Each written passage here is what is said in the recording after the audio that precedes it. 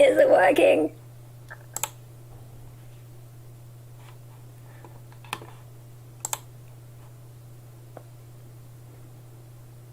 Okay, great. I think I've just been wiggling my head like a psycho, but I am a psycho. No, what's going on here?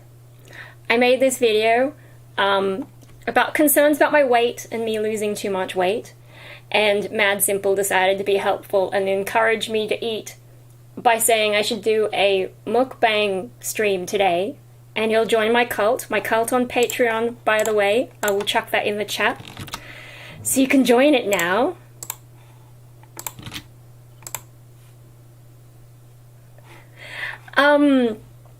Yeah, but also in that video, concerns about my weight, I mentioned how sometimes I just manage to eat a grape, and eating one grape is much better than eating nothing at all. So that's what the mukbang's gonna be, right? I'm gonna eat a single grape. That's how it works, right? That's totally how it works.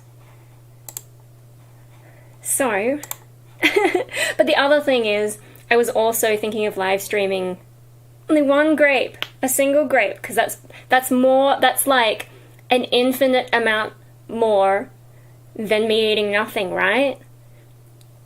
Because like 1 over 0 is undefined. If I'm usually not eating enough, one grape. But yeah, I was trying to install Starbound, but then I got distracted by sales, and then I was buying and downloading another game, and now it's too late to really... One of the games is still downloading, and it's too late to really get bogged down into it. Look, it's gonna take me long enough to eat it. Didn't I tell you about the time that, you know, when I was a kid, I wanted the Happy Meal, but my parents wouldn't let me have the toy until I finished my cheeseburger. So I sat there for like 2 hours picking at it. But eventually I finished it and I got my Happy Meal toy, right? I'm pretty sure I can drag this out with the grape. So shall we get into it? Where's Mad Simple? This would be much funnier if you were here. But unfortunately, as usual, I don't plan things and I don't announce things. Also, I don't think we're going to get good sound of me eating the grape because the microphone is too far away, so I can't really do the ASMR. Hey! Look, we're totally gonna mukbang it, and you said you would join my cult. You didn't specify how much I had to eat, and I already established within the video that eating one grape was a thing, right? So it's your own fault for not specifying that. My cult link is there, right? My Patreon cult. I mean, you can even join it for free, but that's less fun than joining the cult properly. Anyway, so shall we eat this single grape? Totally make it a thing? Oh dear, alright. Because, like, I can totally drag this out. I'm not going to be a psycho and completely, like, peel the grape bit by bit and eat it a little bit at a time. With my lipstick that survived tea tonight because I let it cool down. If you've been following my Instagram updates on my quests to find the perfect lipstick. And it's kind of funny that my lipstick is almost the color of the grape today. Look. It's not screaming with horror at what I'm doing to it. I'm not some kind of psychopath. I haven't been watching analyses of the Dexter series and whether or not he was an accurate portrayal of psychopathy, and whether or not the show was well written, and people who think that certain seasons were better than others. And I'm like, no, those other seasons were totally good.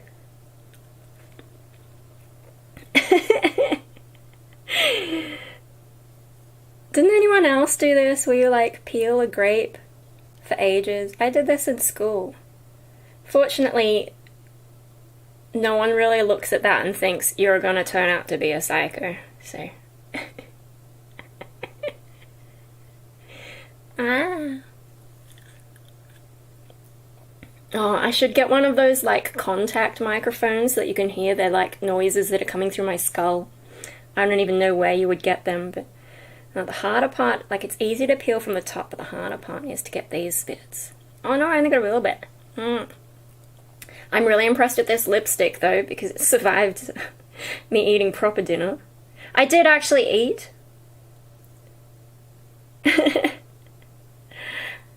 It does get a little bit gooey at some stage, because, you know, by then it's lost its skin and it's like, well, I wouldn't say it's bleeding, but it's like gooing all over you.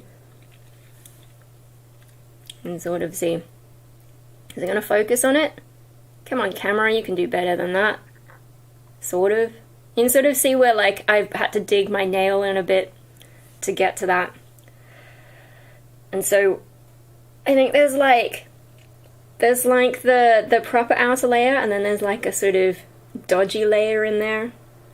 Also, my computer is still downloading the other game, so I don't know if that's going to affect my connection or like how my computer at my OBS is working. No.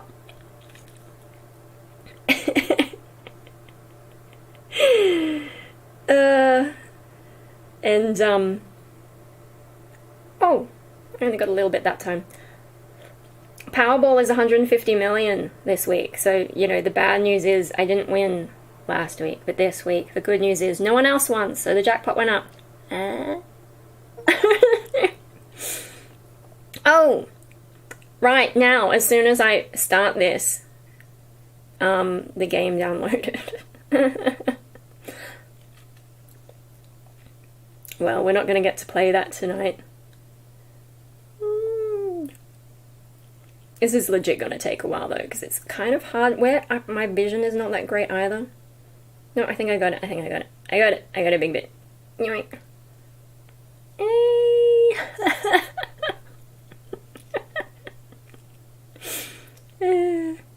That's not me cackling, like, in a psychopathic way. That's me cackling because I've cheated the system, right?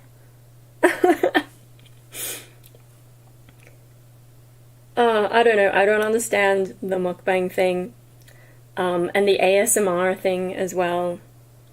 Mikey likes to watch people eating McDonald's. I think not so much for the ASMR, but just because it's McDonald's. But they're all those, like, weird people. Characterized by the copious amount of food consumed during the streaming. Yeah, but if I'm someone who is, like, struggling to eat at all, then this is... If my usual amount is 0... Let's say someone eats...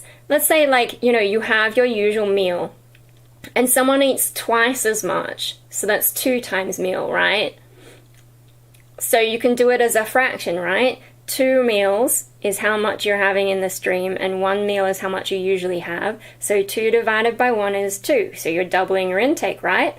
So if I'm struggling to eat anything, and I put 1 as like 1 grape I'm eating when usually I'm not eating anything at all, 1 divided by 0 is undefined and is basically infinity. So I'm eating an infinite amount more than I usually would. Therefore, it's a mukbang for people with no appetite. It totally fits. And it's going to take me a while to finish peeling this thing. And as long as YouTube doesn't misinterpret what I've been saying and make myself sound like a psychopath, you know, we won't get cut off. Because it thinks I'm actually torturing someone. It's a joke, YouTube. YouTube robot who's trying to listen to the words that I'm saying. It's a joke. The grape is fine. I'm pretty sure there's no, like, fruits rights people.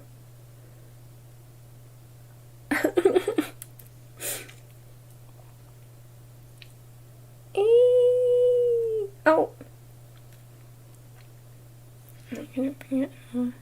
You want the more, like, surgical look at it. Look.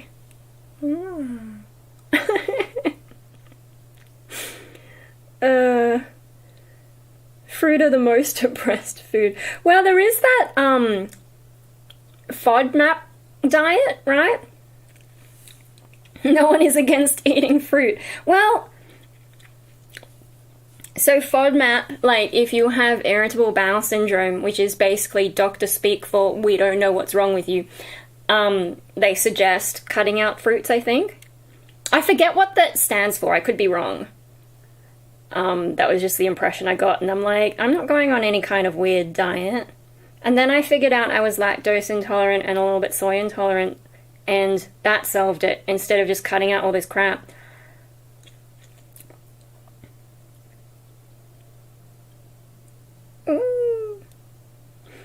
I'm, like, also finding that dermatologists don't necessarily know very much, because they still have to recommend products to you that the skincare companies have put out, and the testing isn't like the same as medicine. There's something that work really well and have more evidence behind them, but there's other things that they're kind of just guessing and they hope it'll work, and the big, you know, cosmetic companies that seem the most legit have done some marketing with the dermatologist. Here, try these samples. Or at least this is what a dermatologist said. The only reason that's on my mind is my favorite moisturizer seems to have been discontinued, and I'm kind of annoyed at that, because now I have to find another one. Anyway, that's nothing to do with eating a grape. Although, I am peeling the grape's skin, so it's tangentially related, because we're talking about skin here. Okay, so the fruit skin is not the same as my skin. But, you know, it's a metaphor or something. I have a master's degree in art. I'm allowed to make these silly connections and claim they mean something. That is totally within my qualifications. I'm highly qualified in bullshit. I'm getting there. Now, I probably should have got a knife and fork for, like, once I've skinned it. But I didn't do that, did I? So I'll have to find another way to eat it very slowly. Otherwise, we'll have to just, like, randomly talk about stuff. And oh my god, what would I even say? Too much stuff, of course. What would really disturb me is if, like, someone was actually genuinely into single grape mukbang. Oh dear. Alright. So I've skinned, like, the actual real skin, and it's just, like, a bit of colouring left underneath. This camera really doesn't focus very well. Of course I am! I've already, like, shown everyone! This whole stream is your fault!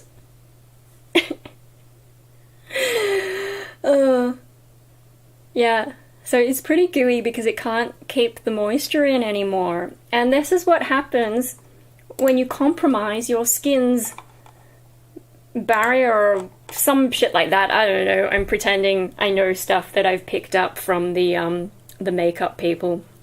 But, yeah, no, I think some of the makeup people, they use too many skin products and, like, strong skin products with this stuff that reacts with your skin, and then they wonder why their skin's barrier has been damaged and they're getting all kinds of issues, and it's like, maybe you should just stop with the overpriced cosmetic crap. Or maybe you could talk to your doctor or an actual dermatologist to get some better advice, even if the field of dermatology might not be as solid as we all hoped it was. I mean, maybe it is still more solid and I don't know what I'm talking about, based on one YouTube video. But, you know, it made sense what the guy was talking about. Go get some magnets. It's too far away. Yeah. I don't know how to get Mickey's. I haven't even finished my grape. What are you talking about? Now, how can I split this? I wonder if I can split it just with my fingies. Oh no. I don't want it to, like, squirt all over me. I should have gotten the knife and fork, hey. I'm getting there, though. I'm getting there. Hey! So, like, this is where the deception lies. It was a red grape, almost the color of my lipstick, but then it's sort of green inside, and we've all been lied to. Just like when people put on a ton of makeup and you don't know what they look like underneath. Especially the ones who were like first thing in the morning already have makeup. How did you manage that? How did you get past me to the bathroom to... Oh! It's dripping! Where's the tissue? Ah! I'm just gonna like suck some of the juice out. Try not to get everything everywhere. How's my lipstick doing? It's surviving. I'm getting like juice all over me. I think I'm just gonna have to eat it, hey. I don't like the feeling of juice on my hand.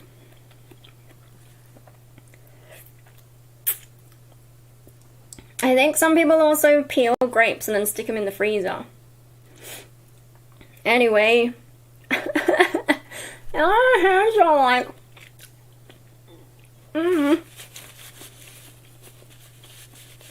Will you wait while I go wash my hands? Ah!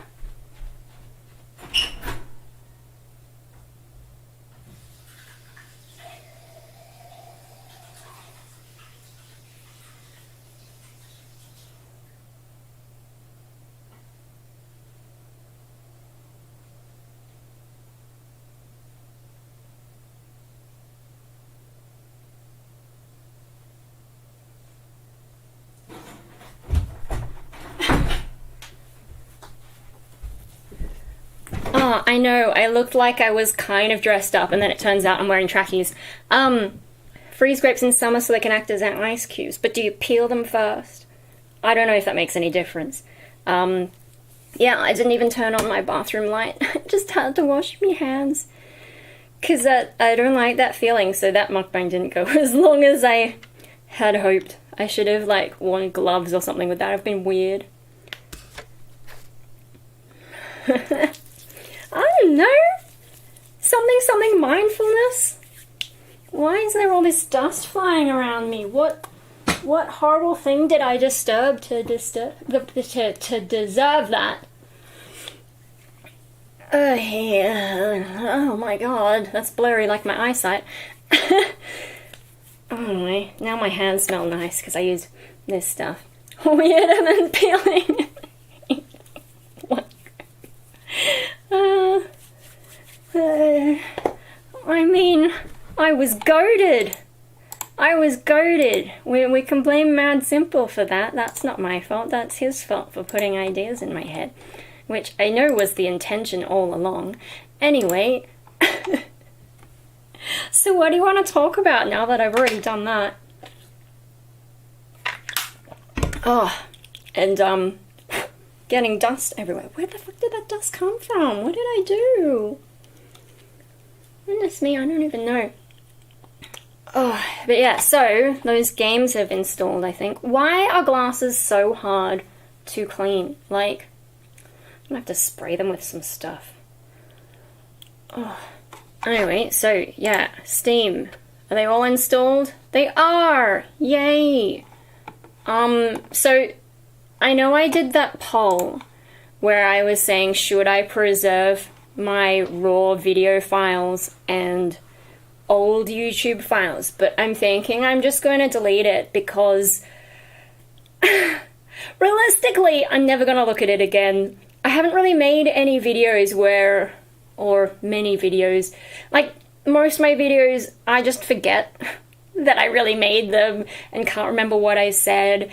And so I'm not going to watch hours of my own footage just to find the files again if they disappear off YouTube for whatever reason. Like about with the game settings. I mean, yeah, I haven't even decided which game to play. I know I said I was going to play Starbound, but advertising... I mean, like, for $5, 90% off. $5. How can I lose? Hey! It's 9:30 p.m. here. You missed the single Grape Mukbang, but, you know, you can always go back and watch that. I basically just peeled a grape very slowly and then ate it faster because it started getting gooey. But yeah, no, I think I'm gonna delete those old video files because I am just not gonna go back to them. And yeah, I don't know. I feel like because of how bad I am with managing all that stuff, chances are YouTube would be better at backing up my shit than I would. I mean, cross fingers, because like these big platforms rise up and then crash and burn. But even Twitter hasn't completely crashed and burned, and that's despite having an absolute wanker at the top of the, the corporate pile now. So yeah, I think like maybe have we reached a sort of point of stability with some of these big platforms? I don't know, maybe. Yeah, they're like, I think it's a bit different to MySpace, the MySpace situation, and of course MySpace doesn't even look like it used to, like not even close. It's completely changed, which is a shame because I liked the old version. And then the new version is just like, why would anyone use this ever?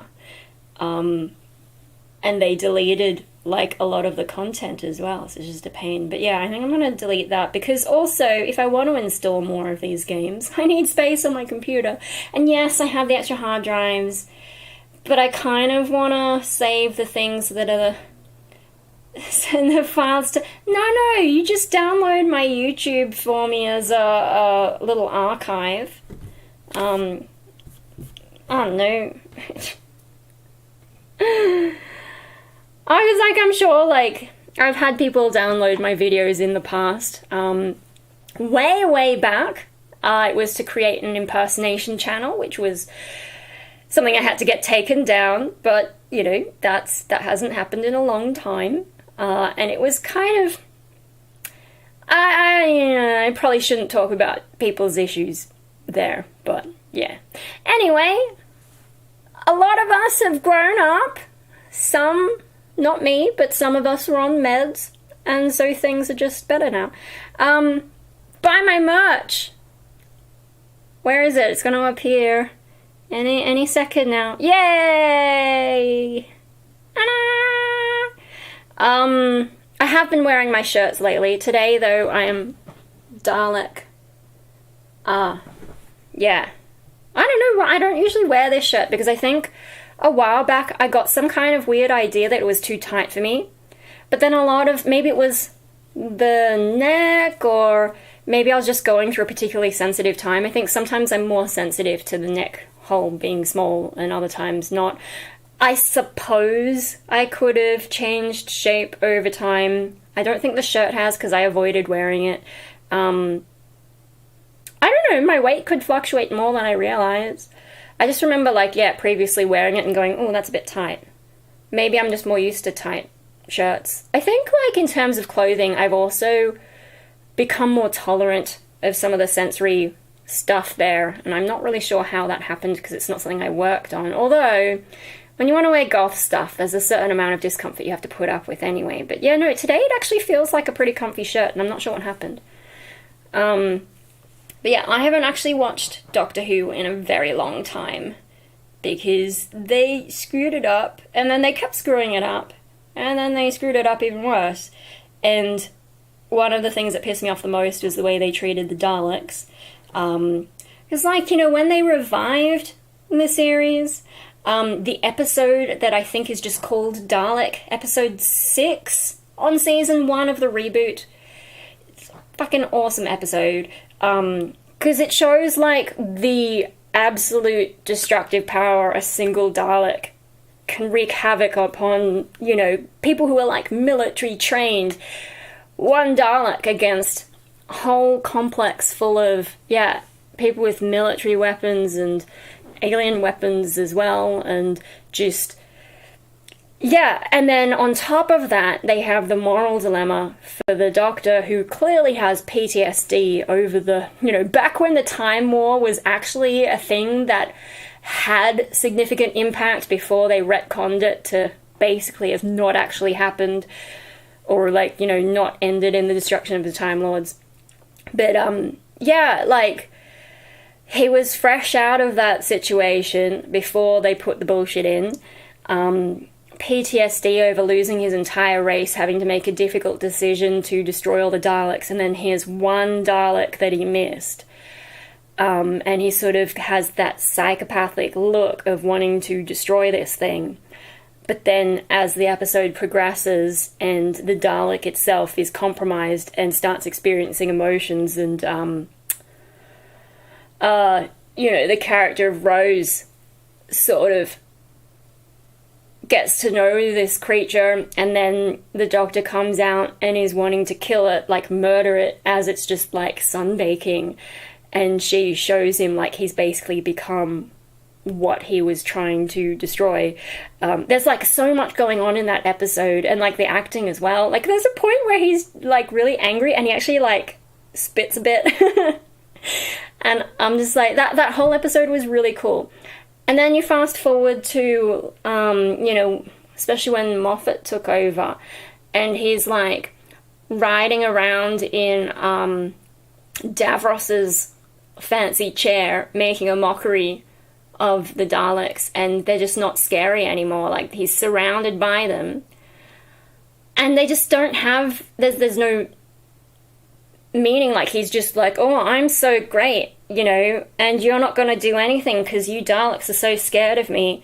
It's like, oh, you're just like, what's the point of the Daleks? They used to be the scariest thing, like so badass that they could take down the Cybermen as well.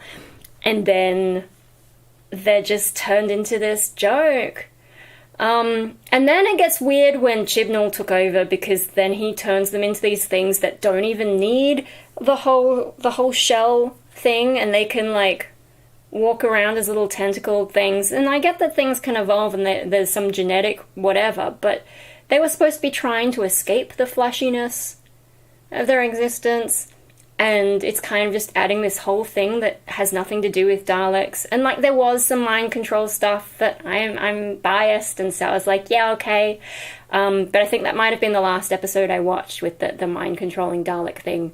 But it just was like very like, how is this Daleks now? What?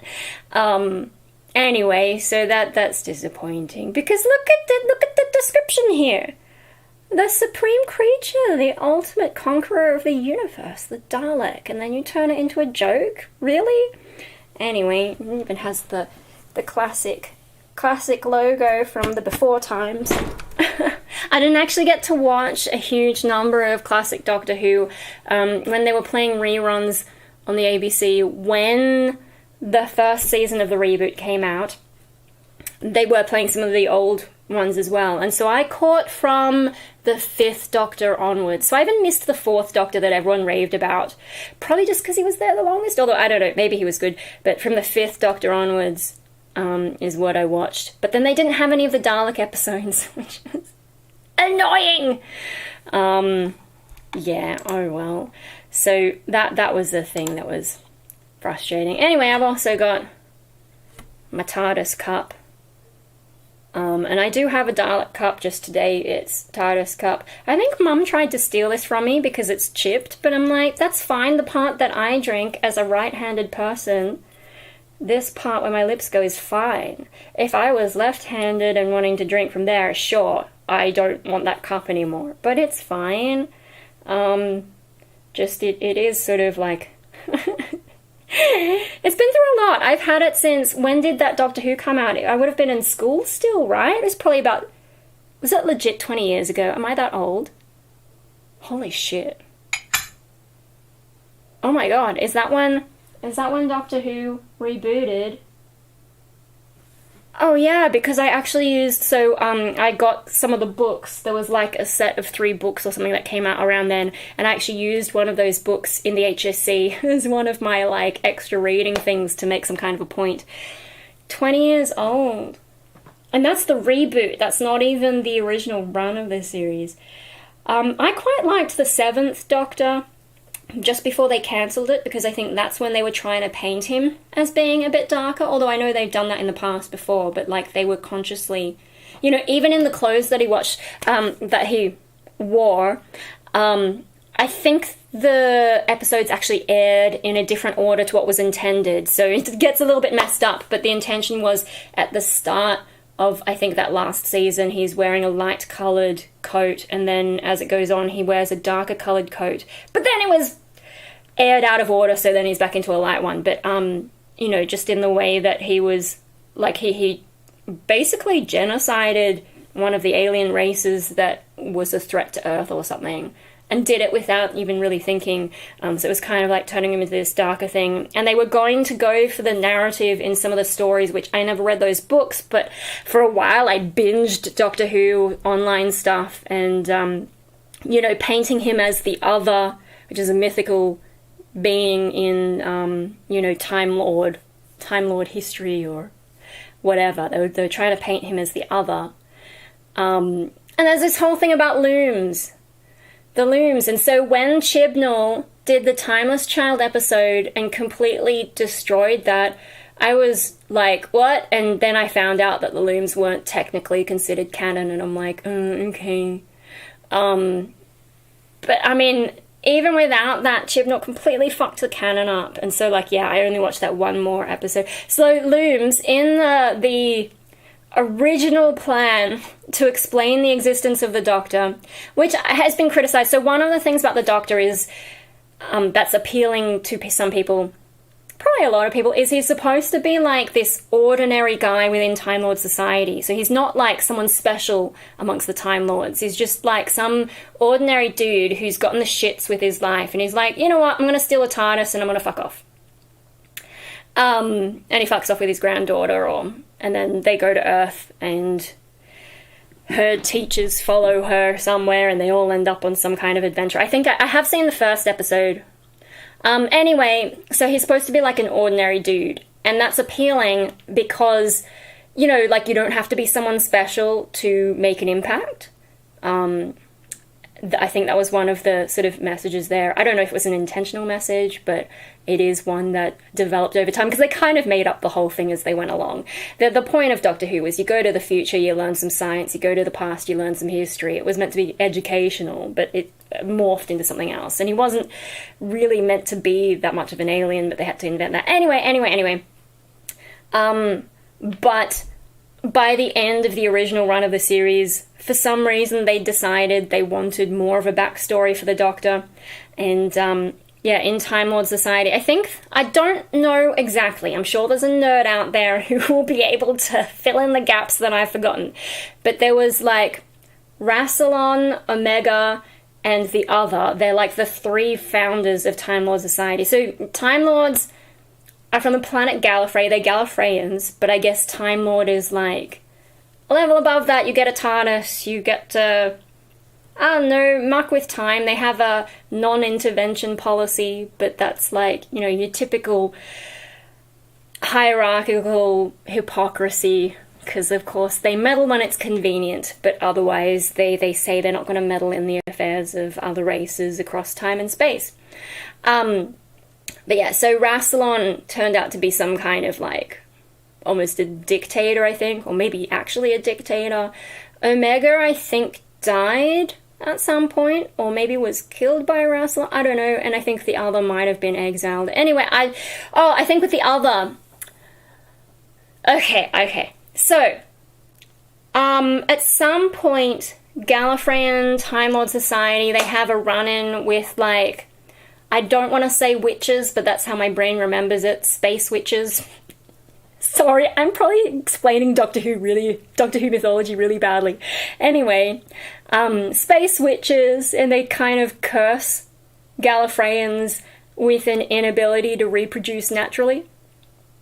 So the Gallifreyans, the Time Lords, their solution to that is to create these genetic looms, and, you know, they also use it as a population control measure. And so basically when a Time Lord, you know, they get 12 regenerations, so 13 lives, they get to the end of that, what are you going to do? As far as I understand it, they jump into Or like when they die, then the looms can produce a new genetic person into the family that they came from, or the tribe that they came from. I think there's a few different families, but your family can only have a certain number of people, so you've got to wait for one of them to die for real, properly this time, instead of regenerating before you're allowed to have another, person come out of the looms, because they can't reproduce naturally. Okay. I think in that original mythology with Rassilon Omega and the Other, for some reason the Other they have some kind of a disagreement. Rassilon might have killed Omega, I don't remember, and he was probably coming after the Other as well, and I think the Other was kind of exiled, and he doesn't even get a name in the mythology, so there you go. And then he runs and escapes, but ends up throwing himself into one of the looms. And that's the end of him, to get away from, I don't know, probably some kind of horrible punishment. The problem with immortality, or functional immortality, is if you were imprisoned, they do this to Angel in, the Buffy spin-off Angel, where they lock him in a coffin and chuck him into the ocean, and because he's a vampire, he can't die, but he can starve and have a really horrible time trapped in this coffin at the bottom of the ocean, and then when they fish him up, he's in really bad shape. Because if you can't die, you can't escape the suffering. Let's throw in some depression themes and things that I've thought too much about. Anyway, so I don't know, maybe Rassilon had planned to do something like that to Omega. I'm probably making up stuff here anyway, but it's a completely made up as it went along series, so that's fine. I guess the Other was trying to escape that, threw himself into one of the looms, and he's dead. But because he jumped into the loom, his genetic material gets all mixed up in that, and then at some point in the future, out pops the Doctor, who is a genetic copy of the Other, basically. Vampire and coffin thrown in the ocean seems like a bad time for the vampire. Exactly! So if you are a Time Lord with essentially 13 lives, 12 regenerations, 13 lives, yeah, you could have a bad time. Because you could just regenerate, and it's established in the canon, and this is what Chibnall fucked up, is that they don't have the same requirements that us puny humans do. For example, they don't need as much oxygen. But then he had the chick doctor on that planet, the one with the Benny! The Benny granny. Benny! Actually, that episode was brilliant just of how stupid it was. It's so memeable. Anyway, in that, the chick doctor doesn't have enough oxygen, and I'm you don't need that much oxygen, woman. Changing your sex didn't change the biology of your alien lungs. Oh my god, that's... I don't think Time Lord women, or Time Ladies, I don't think they have different lungs to the men. Somehow. Anyway. I liked how they did the female doctor thing, because she keeps forgetting she's a chick now. When they did that, that was fine. But don't mess with the canon. Don't fuck up the canon like that. Psychologists will use the last 10 minutes of this stream to showcase autism. Did I tell you about when I did study psychology? And hang on, it's getting hot with this light on. Let me... the trouble is, a real autistic person would have remembered that in much better detail and been very specific about things instead of making up things, because I can't remember and I don't give enough of a shit to go back and check. Still haven't done the autism test. I know. But let me tell you about, when I did undergrad psychology, I did it for a semester, and then I got kind of bored, because I think... Actually, I went to try and figure myself out, but abnormal psychology is actually quite boring. The part of psychology that's interesting is social psychology, because it turns out normal people are crazy. And so there's all these experiments that I don't think you can legally do anymore because they wouldn't pass ethics tests, but there were a lot of experiments that were done that had hilarious results. The Stanford prison experiment is a classic. The one with the electric shock, so the teacher and student one, is amazing. The one where Phil Zimbardo and his students went out and beat the shit out of a car and completely missed the point of the experiment they were doing. That one was also brilliant, but yeah. By the way, if you ever go to a uni and like to the psychology building, I wouldn't pee in that building just in case someone is like standing in the corner of the bathroom taking notes on like what stall people are peeing in and for how long they're peeing. Like, you just don't want to be an experiment, and that, like, so just spend as little time as possible in the psychology building just in case someone is doing that, because you never know, right?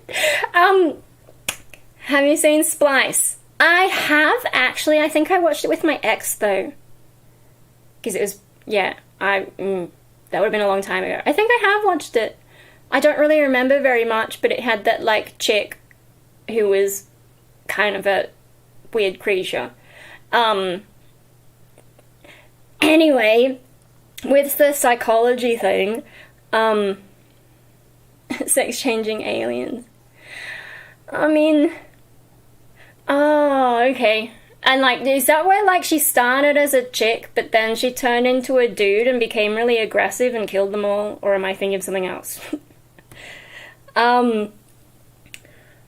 With the psychology, units, like, to get extra marks... Oh, okay, yeah, I did say that. I know what you're talking about. To get extra marks, or, like, you know, a certain proportion of your marks requires you to be in studies. You have to sign up for studies. And, yeah, usually you can just, you know, there's a list or something, I forget, and you just sign up. But they also had a survey go around because they needed to screen people for particular traits. And so, you know, I did one, like, you know, I was not able to talk like I am now. I was very closed-in. I mean, I was experimenting with my appearance a bit and dressing like a nutcase, and if anyone... It's probably a good thing that my Spaces Live account no longer exists, and that Microsoft took all that down. I'm sure I have the photos around somewhere, but there were a few things that were a bit more questionable. There were some things I made, like, you know, for me to wear that were kind of cool, and I don't know if I still have them, but it'd be kind of interesting to see if they still fit, but I think I got rid of them. Anyway... no, I didn't really talk to many people, and I was really disappointed with uni because people told me, oh, when you go to uni, you'll meet lots of interesting, intelligent people. And then I get there, and they just want to talk about, like, boyfriends anyway. I'm like, how is this different to school? Yeah, and I joined a lot of clubs, and a lot of the clubs, I never found out what they do. They didn't meet, or whatever. And then... yeah, like, I joined the anarchist club, not knowing what anarchy was.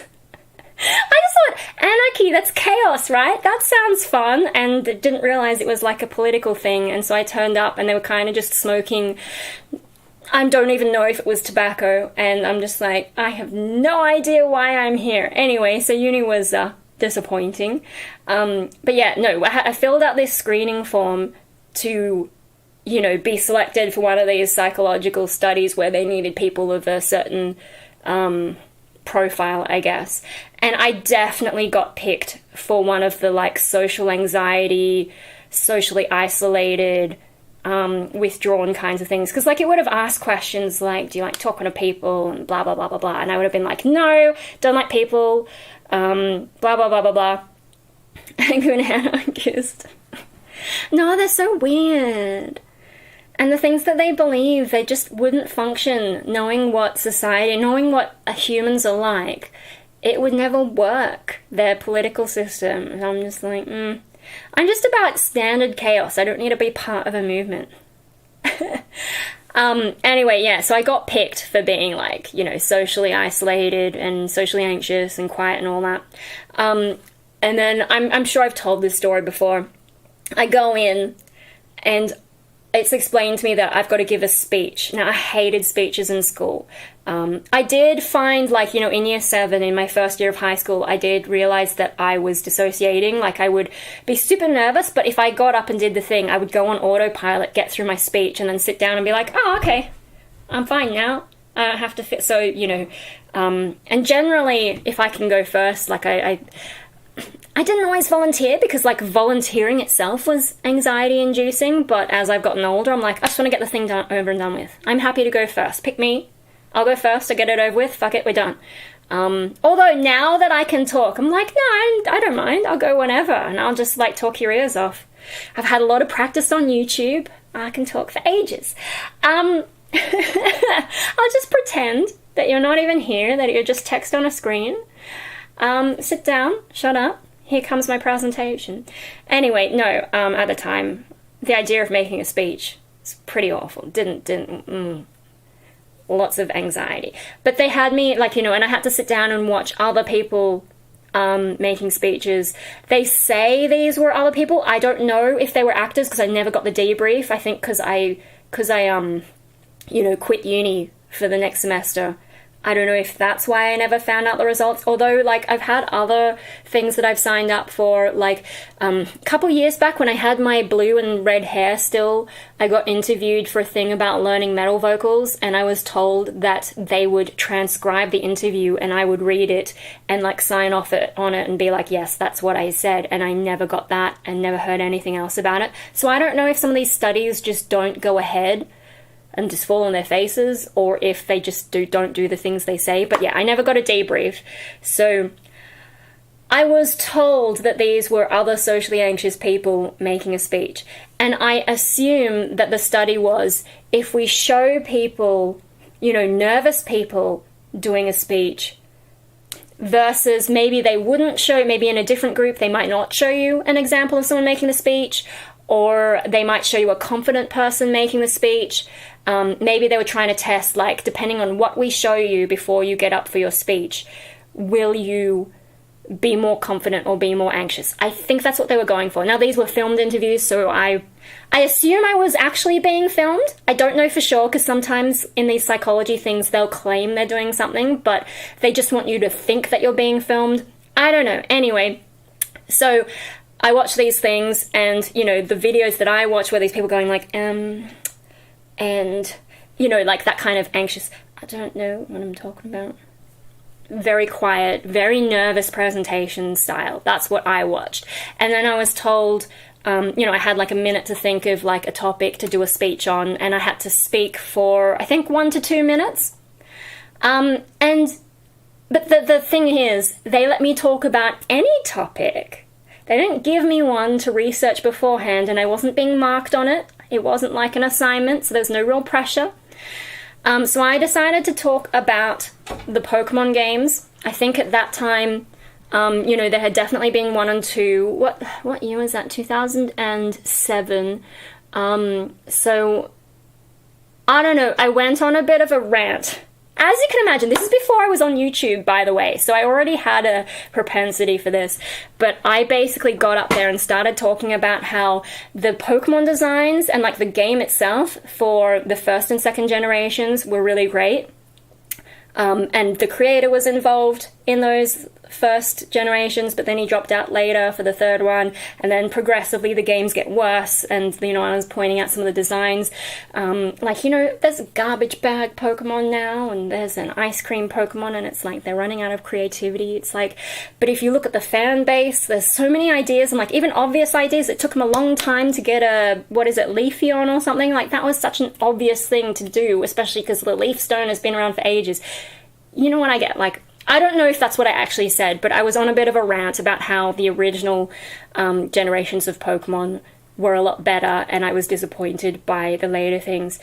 And I was waiting for this chick to stop me because, you know, like, I was only supposed to do a speech for 1 to 2 minutes, but she didn't stop me, so I kept going. I have no idea how long I went for, but I just kept talking about this thing. And then after a while, like, she's just sort of sitting there, and I'm like, can I stop now? Just like, yeah. So that, you know, I was supposed to be, I'm pretty sure I was brought in as an example of someone who is, like, socially anxious and isolated and whatever, and they were expecting the whole social anxiety thing, but yeah, they let me talk about whatever, and I was like, all right! Finally I have a chance to give an opinion on a thing and no one's going to interrupt me, and that was probably like proto-YouTube for me. A sign of things to come. Anyway, But, like, I don't even care about Pokemon anymore because everything seems to be disappointing me. YouTube's one of the few things that I'm sticking to, even though YouTube has become incredibly sanitized and it's full of, like, really polished content. And I know, like, if I could be bothered to do that and, like, double down on some of my content that's been more successful, that's what YouTube wants me to do. It wanted me to do more tech videos. It seems to want me to do more makeup ones, but only certain kinds of makeup ones. It's just like trying to push me to do all these things. And I'm like, no, I'm going to make the videos I want to make. It's YouTube. It's MeTube, not corporate tube, although that's what it is now. And algorithm tube. Have you seen all those videos where creators are talking about why everyone's leaving YouTube, but then they're not leaving YouTube? And I'm like, you guys are totally just jumping on a trend because that's how you're gonna get views. So, yeah. Anyway, that's a thing. I have a lot that goes on in my head, and it wants to come out one way or another, and I think that's why I end up rambling because. I guess because my opinions weren't really valued when I was younger. Any other video platform websites? Not really. I mean, Facebook keeps trying to get me to watch reels and things, and people send me reels. And so sometimes I watch that, like, the way you've written that makes it look like Ramble. If it was called Ramble, that would be the place for me. No, I don't watch it. I don't need more things to watch. I'm distracted enough as it is. And I've tried to turn off the Reels thing on Facebook, but, like, it doesn't work anymore, if I can find one. The little 3 dots menu, I click it, and it doesn't do anything. So you used to be able to hide the Reels section, and now it doesn't. And then every now and then I get curious and watch something. Yeah, but I have tried to turn off the shorts one, but it keeps coming back. Although, I think for now it's okay, because I'm a little bit tired of, like, the problem with the shorts and the reels and so on is, like, because it doesn't show you the title of these things a lot of the time, and so it's like, I don't know if this is going to be worth watching, and then you get on there and it's like 4 seconds of some bullshit. Now, I know I do 4 seconds of some bullshit, but at least I know it's bullshit. I don't know, it's just like some of the stuff that comes up, and like there's another one where there's this guy giving his opinion and then he zooms the camera in more and more, like, come here, and then zoom in, and come here, and I'm just like, fuck off with your opinion, it was shit anyway, but you're presenting it in this style and it's super irritating, and it's like, I don't know. And then sometimes people are watching stuff and they get these weird ideas, because it's a bit like, it's like the Twitter of the video world. Those shorts and TikTok things and whatever, like where you only have a certain number of characters. What, it used to be 140, I think, on Twitter, and now it's 280, or I don't know if Elon's changed that since. But, like, you know, you can only have these really short hot takes. It's really hard to do that when it's not mirrored. You can only do these really short hot takes, and then it's just like this bullshit opinion that you can't really flesh out. There's a few people who use the format alright, but there's no reason that it has to be a short. Like, Man Carrying Thing doesn't do it as verticals, he does it as... yeah. But I don't know. I've been doing them as verticals because it's kind of interesting to see what does get picked up, and then watching the algorithm go nuts and just sort of wondering, when is YouTube going to fix this? 'Cause yeah, it's sort of like with the short, it'll suddenly get a gazillion views and then suddenly drop off.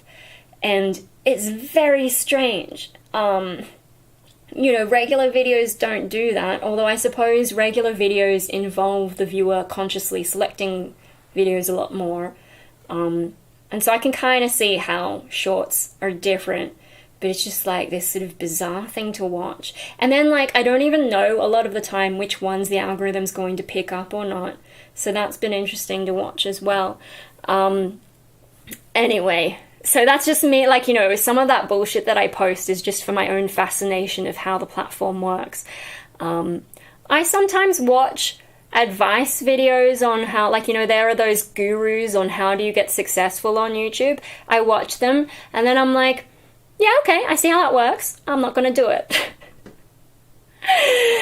You can't tell me what to do, but I just find it interesting.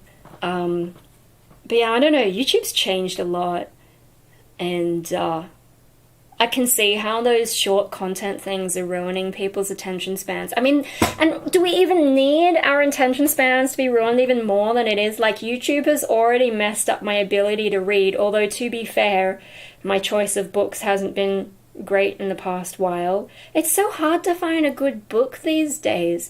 I don't know why that is. Is it because writers suck now? Or is it because good writers aren't getting promoted enough? Like, is there too much competition? Channel surfing. Yeah, because it's kind of random, and so you just wait and see, like, what's on the next channel. Of course, when we had Foxtel back in the day, I pretty much just cycled the kids channels and the documentary channels, and the rest was garbage to me. Oh no, Fox 8 was okay. That's where they had things like Buffy and The Pretender. Did anyone watch The Pretender, or was that just me? And that's why I can't find DVDs of it. Does anyone on eBay have Pretender DVDs? The Pretender DVD. Was it even released on DVD? Oh my god, there were 4 series. There's a complete season. What? There were 2 movies. eBay, how much is... Oh, $400. I'm not that desperate for it. Holy shit, that's a lot of money. Whew. Okay, I don't need that. But if anyone wants to buy me the complete Pretender series, although it would have to be in a format that I could play, and I think region locking... I don't think I have a DVD player that could play that, so I need an Australian one. God damn it. Region 4, for fuck's sake. I don't know. The Pretender no, Region 4. God damn it. Oh my god. I don't know, maybe it doesn't exist in that format, and they will force me to, like, somehow pirate it. I don't think it can be pirated, though, because it's probably not a thing that people... Yay, you did watch it! Yeah, $400. The firmware... Oh, for region unlocking. Yeah, I just can't be bothered to stuff around. And I watch on my computer, so I don't really know... I don't know, would VLC do it? Just the whole region locking thing is such bullshit. Anyway, I'm just sad that I can't get it on DVD, but I'm definitely not going to spend $400. I do have a P.O. box, though, so if anyone is that crazy. Or, I wait until Thursday, I win myself $150 million, and then none of this is a problem. I can spend $400 on I just gotta win my $150 million. Or not even that, like, you know, I imagine... I'm actually surprised that it got that far, because usually when it hits 100 million, all the syndicates come in, and all the, like, maths people, they buy a certain number of tickets, and then more than one person wins. So it's kind of rare for someone to get the whole 100 million. But this time, no one got it. So it's 150 million, which means even more syndicates and mathematical types are going to buy hilarious numbers of tickets. And so it's going to get split, for sure. Like, I reckon there'll be 3 people who win. Minimum. And so people will win 50 million. I'd be interested to see if anyone actually wins the whole 150 million. I feel like it could even be like 3 syndicates, and so then they have to split it between their groups, and depending on how many people are in their group, let's say there's 10 people in a syndicate, they could get 5 million. I don't know, I think about those things. But yeah, I didn't buy any more tickets. Like, I went with these things, so if it's a low number of millions, I buy, like, whatever the minimum number of tickets is. But then if it gets past a certain threshold, and if I feel emotionally like I want to buy more tickets, I will buy a maximum of 8. I don't know why that number. I think in one of the other lotteries I worked out 7 was the most I could get. before the pricing gets weird and disadvantages you. For the other one, maybe it was 8, or maybe 8 is just where I stopped, because I'm like, yeah, I'm good. Yeah, so that's the most I buy, because it's really not going to increase my chances by that much to buy any extra, because the odds are so thin to begin with. You know, I could double my chances by buying twice as many tickets, but if my chances of winning are ridiculously tiny, then I'm only doubling my chances to a slightly less ridiculously tiny chance anyway. So to me, it's just not worth playing the numbers game and buying extra tickets. Just buy the same shit all the time. And if the best case scenario I'm imagining is I win enough to pay for my next few tickets. You know, if I can win like $20, then I don't have to add any money to my account. And I can just put it back into tickets. And then I can continue to live on the delusion that I will eventually win my way out of my shitty life.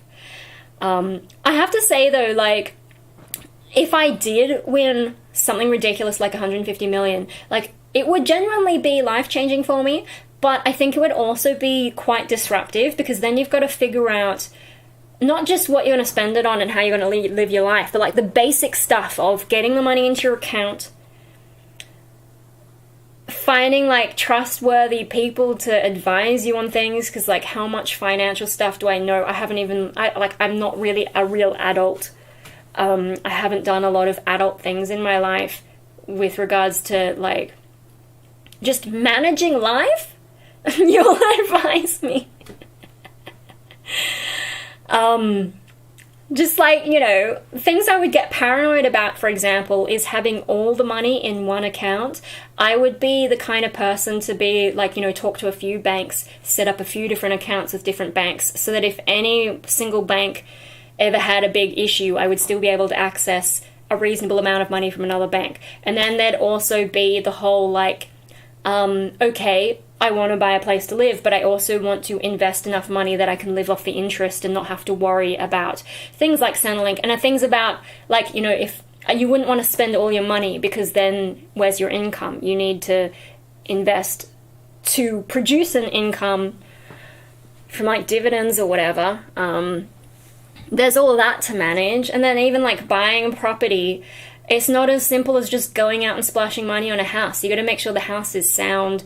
What repairs does it need? All that adult stuff. Like, when I start thinking about it, that stuff's pretty overwhelming. So, like, yes, on the one hand, it would be nice to win a lot of money. On the other hand, I'm a bit like, but if I did win that, that's a lot of work, that's a lot of effort, and I'm so very tired. Not to mention, like, if people found out that you won a lot of money, then they start being annoying. Yeah, there's just a lot of issues. And, like, a lot of people who win the lottery, especially if they don't know how to manage their money, they have a good time for a bit, but then they end up in a worse position than where they started. So you have to be really careful when you win huge amounts of money like that. So, yeah, it's kind of this weird interplay of, like, the hopeless hope versus, but I also don't want to do all the adult life stuff. I think I would probably dissociate a bit as well, because that would be a serious disruption to my routine and trying to, like, figure out what does my life even look like now. I think that's one of the reasons I struggle to make changes in my life as well, because, like, as much as things kind of suck in my life, it's also very stable. And I think this is also why people don't leave situations that are bad for them, or it's really hard to leave a situation that's bad for you, especially relationships, but just like in general, because you get used to a way of life. And also in your 30s, I'm in my 30s, that's when you like get tired of all the change. Like in your late teens and early 20s, you're like, yeah, making my own life, finding myself kind of thing. But by the time you're in your 30s, you get really tired. So, yeah. My life is stable in a weird way, whereas if I tried to move out, there's just so much to think about, and I can't do it.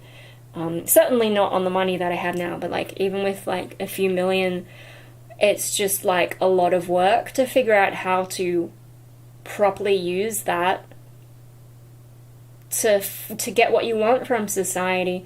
I don't know. I don't know if anyone else thinks this way about the lottery. That's just the sort of thing that goes through my head. That it's actually a bit of work to win these things if you want to do it properly. Anyway, and also like the idea of change. I can struggle with the idea of change.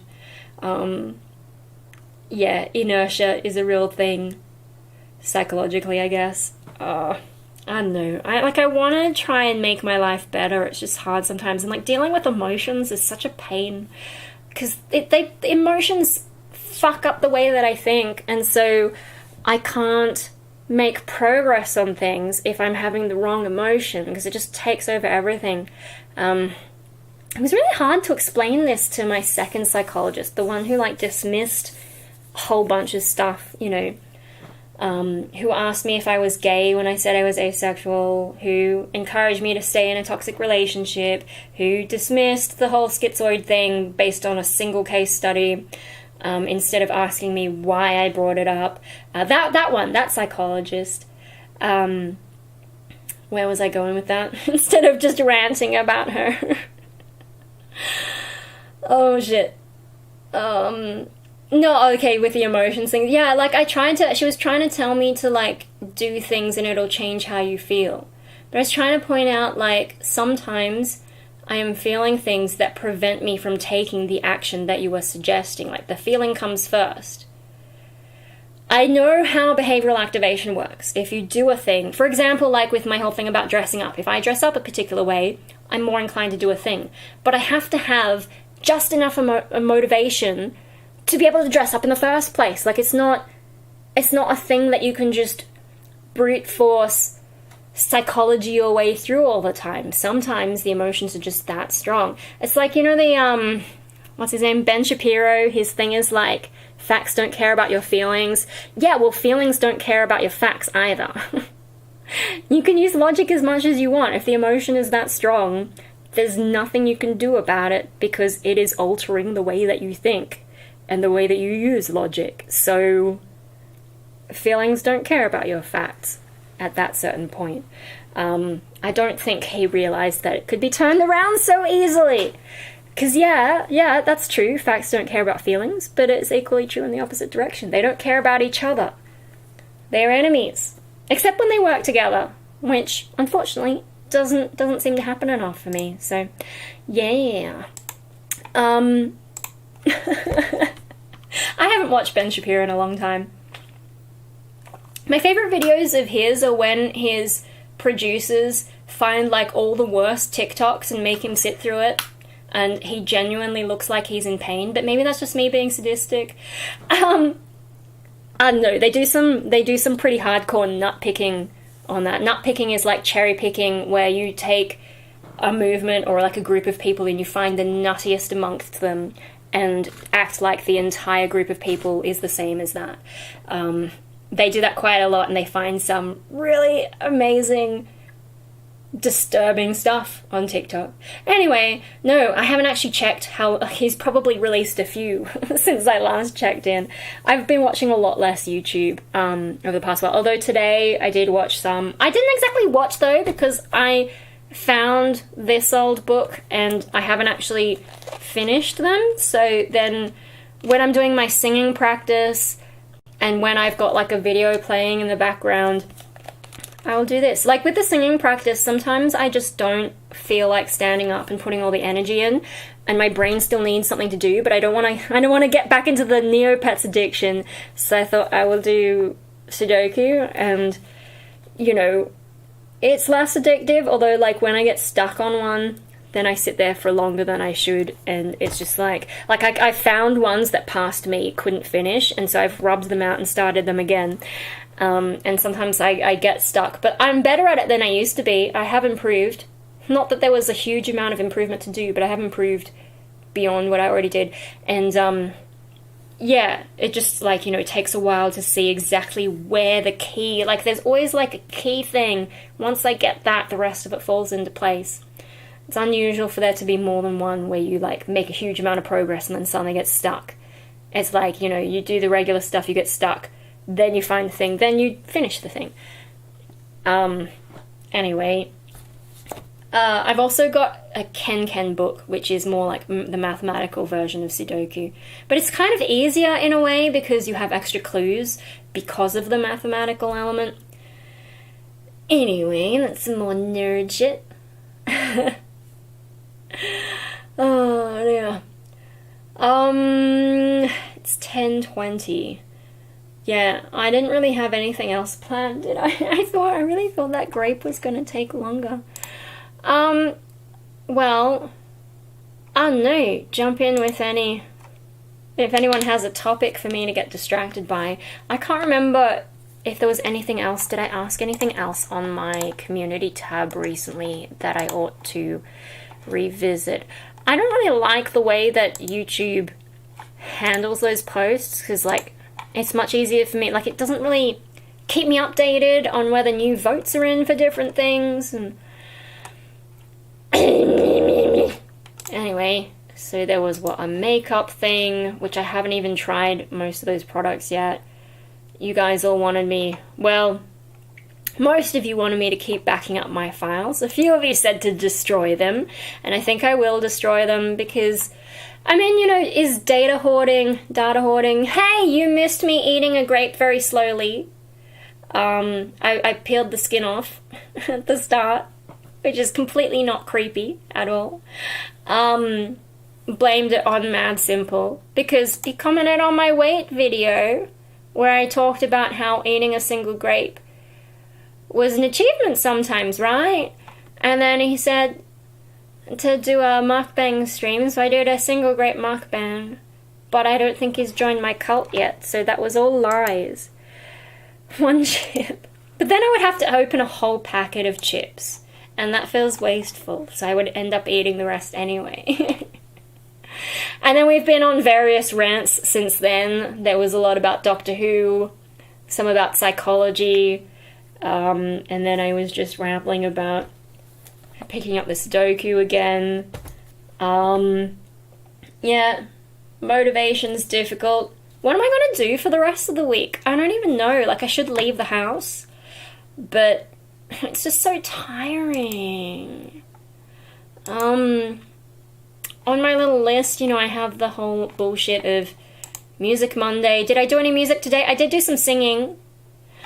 Then I've got either Tree or Tunes Tuesday, Wildcard Wednesday or whatever Wednesday, Tree Thursday, Fashion Friday, Studio Saturday, Sunday's Cleaning Day. I don't know. There's only one. Huh? Okay. That's a big chip, then. No, I don't have any chips in here. I've only got other lollies. And I don't really feel like sugar. Oh! It's spicy? Oh, is this an actual thing? I thought you were making it up. I'm really vague about some of the culture. Like, I keep up with bits and pieces of the internet, but I guess especially because I'm watching less YouTube, I'm really not keeping up. And then I'm noticing, especially like with the TikTok kids, like just the idea that young kids are going for high-end skincare with active ingredients that are going to fuck up their skin. Because they saw it on TikTok, they think it's cool. It's very strange to me. It's a thing, holy shit. Well, there you go! Yeah. I don't know, the stuff that the kids are getting... Why can't the kids be into normal stuff? Like Pokemon, or even like the Barbie thing? Why are they into skincare? I don't understand it. Like, I'm having enough trouble figuring out where am I going to get moisturizer from now because I think mine's discontinued. There's like one shop where it still is, but I don't want to have to go all the way to that shopping center to buy one thing, just the moisturizer, and then it's going to go out of stock everywhere anyway. So sooner or later I'm going to have to find a new moisturizer. And now, I guess because of the TikTok thing, I should do this. because of the TikTok trends, I think, all of these skincare companies, I feel like, are sort of quietly discontinuing their less interesting products, the basic stuff that I want to use, and then they're adding in these extra things and making a song and dance about how great it is. So, like, even the face wash that I got, it talks about ceramides, and it talks about it's got hyaluronic acid in it, and I'm like, I did not need these things. You know, 5 years ago, 10 years ago, do I really need them now? Also, hyaluronic acid, isn't that what coats slugs? I know that's maybe not what they want to market it as, but to me, when I hear hyaluronic acid, I think of slug juice. I mean, you know, maybe there's different types of it, but it just makes me think of slug juice. I can't unthink that. But yeah, and then when I was trying to look up, you know, even that same brand of face wash, the basic face wash, not the glow recipe one, the basic one, even with the basic one, when I was looking up the different moisturizers, they're talking about niacinamide, which I think is they said vitamin B3 or like something. Just call it a vitamin. Why do you have to call it by these crazy names? At least I have some vague idea of what vitamins are, but no, you have to call them niacinamide or whatever.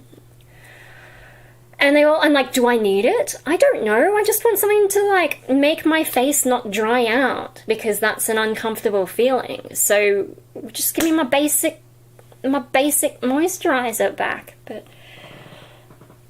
so I don't know. What am I going to use? Should I just go to Mecca and ask them for, like, every skincare sample they have?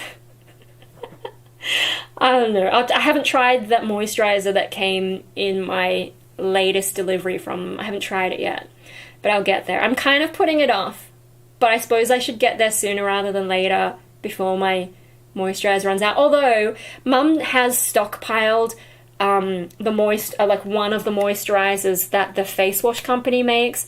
So actually I found a whole bunch of it. So if I run out of my regular moisturizer, I'll give that a go. At least it's from one of these less fancy luxury companies. Like, it seems to be a bit more basic, but I just feel like, because even that company, I'm like, what even are ceramides? I don't know what the fuck that means. I don't think my old product had it, and my skin was fine, so why do I now need this stuff? At least it's cheap, though. Like, I looked up the Mecca sample moisturizer I got, the full-size one. It's like $50 for 50 mils. Whereas the one that Mum has stockpiled is about $20 for more than 200 mils. Yeah, kind of an easy choice there. And then even with Mecca's more basic moisturizer, it's $20 for 50 mils. So it's still financially like, what? You want me to pay what now when I can get one of these big ones? I've got to figure out if the big one, like, suits me, though, because I don't know what these things, these components are. I don't know if it's going to work well for my skin. And I already tried, like, you know, I had a bunch of those sample packets of some hyaluronic acid thing, and it didn't work for me. Like, washing my face twice a day was just drying my face out, even with the hyaluronic acid and putting moisturizer over the top. It just wasn't working out. So I don't know if any of these new products are going to work. And it's frustrating that clearly there's not enough of a market for the very basic stuff that I want to use to keep Neutrogena producing it. Because if there was enough demand, they wouldn't discontinue it, right? That's sad. It's a real shame. I really liked that product, and now they're forcing me to change, and I'm like, now I've got to go and find another one. And just hope that I don't get a reaction to it. Anyway, that's life, right? Why do things have to change? Because, what's that? It's even a Jekyll and Hyde quote. The only thing constant is change. Oh, and it's coming to haunt me. Lie. I don't know. Life is so weird, because, like, it feels like things will stay the same forever, and then they don't. And I'm just like, And, like, all the change that I have to put up. Why? Just to stay alive a little bit longer and see more change. But what if I don't want that? Why am I here? I don't know. I am thinking of applying for the... I think everyone's gone to bed. Yeah, it's 10:30. I am thinking of applying for the therapy dog and just not telling my parents. I'll just... Because, like, you know, there'll be a waiting list. So it'll be ages before, you know, I even get a hint of an offer. But, like, you know, as soon as expressions of interest open up, I'll put my name down, I'll download, and then I think they send you the application form. So it's not even a real application. I'll read through the application form, and if it looks like I'm going to pass, I'll send in the application form. And then I'll go on the waiting list. And then if they eventually offer me one, that's when I'll tell my parents, hey, by the way, I've qualified for a therapy dog, and you should let me have it, because if it was Mikey who needed it, you wouldn't hesitate, and by the way, you still aren't doing enough for my emotional needs, and the dog fills that gap. Therapy bird. No, I need the dog to take me for walks, because I am not leaving the house enough. I'm not getting enough exercise. And somehow, even without getting exercise, I'm not putting on weight. I guess because I'm not eating enough. No, apparently my mum's mum bred budgies, or like, you know, some kind of small parrot, and so so mum actually grew up with a bunch of them, and her mum just let them breed, and then they would sell these birds. So my mum actually has experience with birds, and we only just found out. Therapy slug, ugh. There are slugs out and because it rained, like for a few days it rained kind of heavily in Sydney, and so all the slugs are coming in the house, and I had to like scrape them up in the little pan thingy, chuck them in the bin, chuck some salt on them so that they couldn't crawl out of the bin. They're so disgusting, and they eat my plants. That's why I don't like them. I'm sure they have like some kind of use in nature that I should be happy about, but when they eat my plants... So I'm getting a bit cold again. That's a problem with, like, the aircon. Like, it's only dehumidifying as well. It's not even proper air conditioning, but it still gets too cold, like, just the cold air, even if the room hasn't completely cooled down.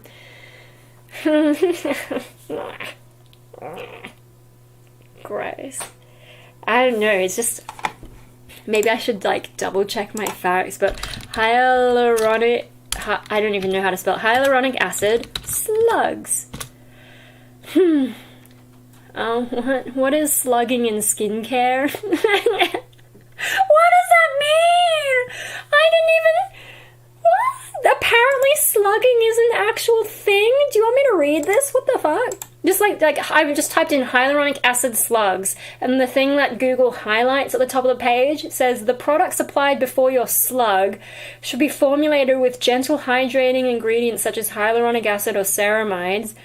Formulas with active ingredients should generally be avoided before slugging in order to avoid any irritation or unwanted effects from sealing in these actives overnight.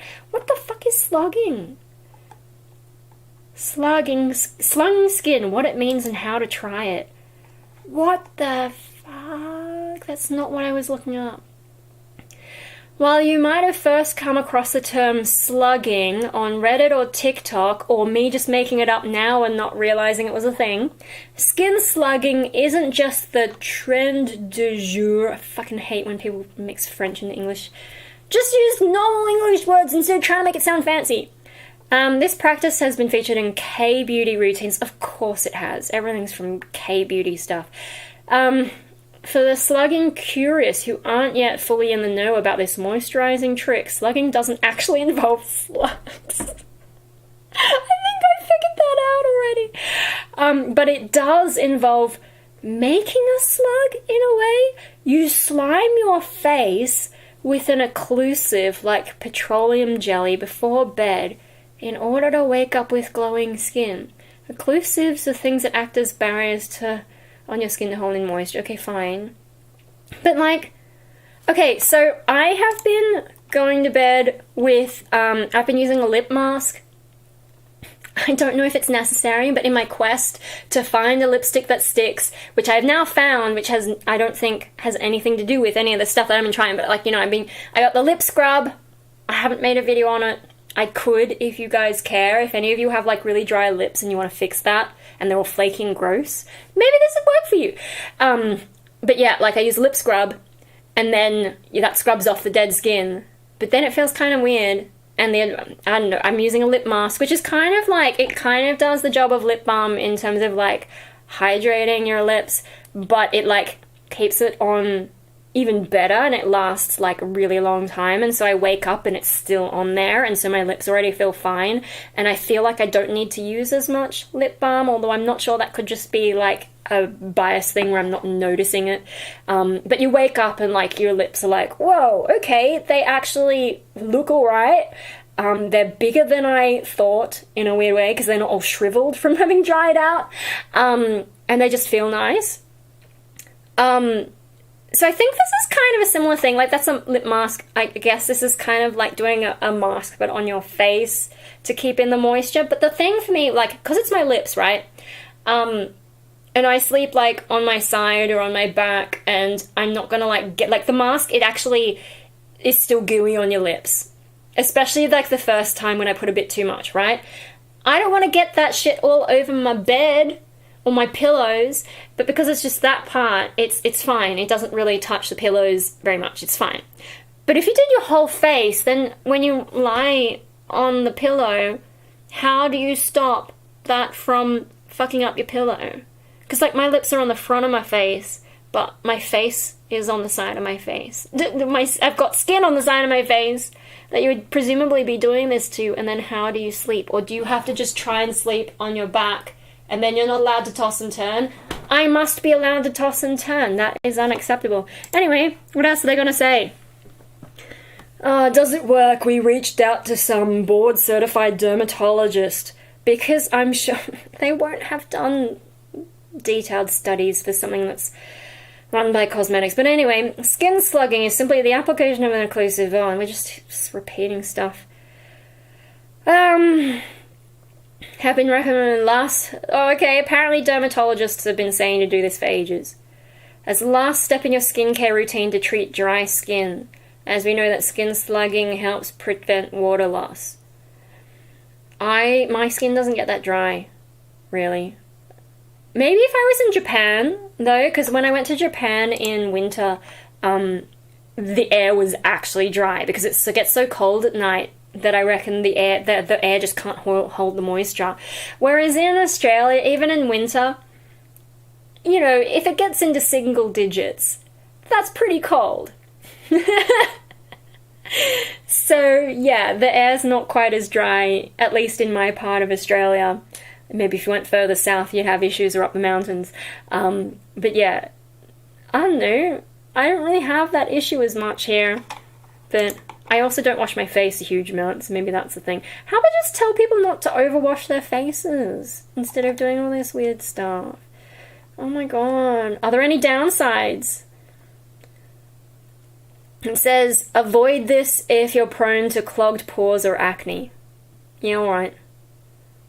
And be mindful if you're applying potentially irritating actives underneath your occlusive, as you will enhance the penetration. Be careful with retinoids, alpha hydroxy acids, and beta hydroxy acids.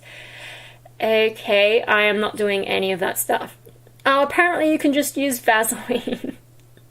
A what? So that, you know, that face wash brand, they do a moisturizing cream that contains petrolatum along with 3 ceramides and hyaluronic acid, so that can work as a... Okay, then it's not occlusives, but they work similarly when it comes to locking in moisture. That makes me a bit more nervous about that brand, actually, because I don't really want to be doing that. I don't want to be...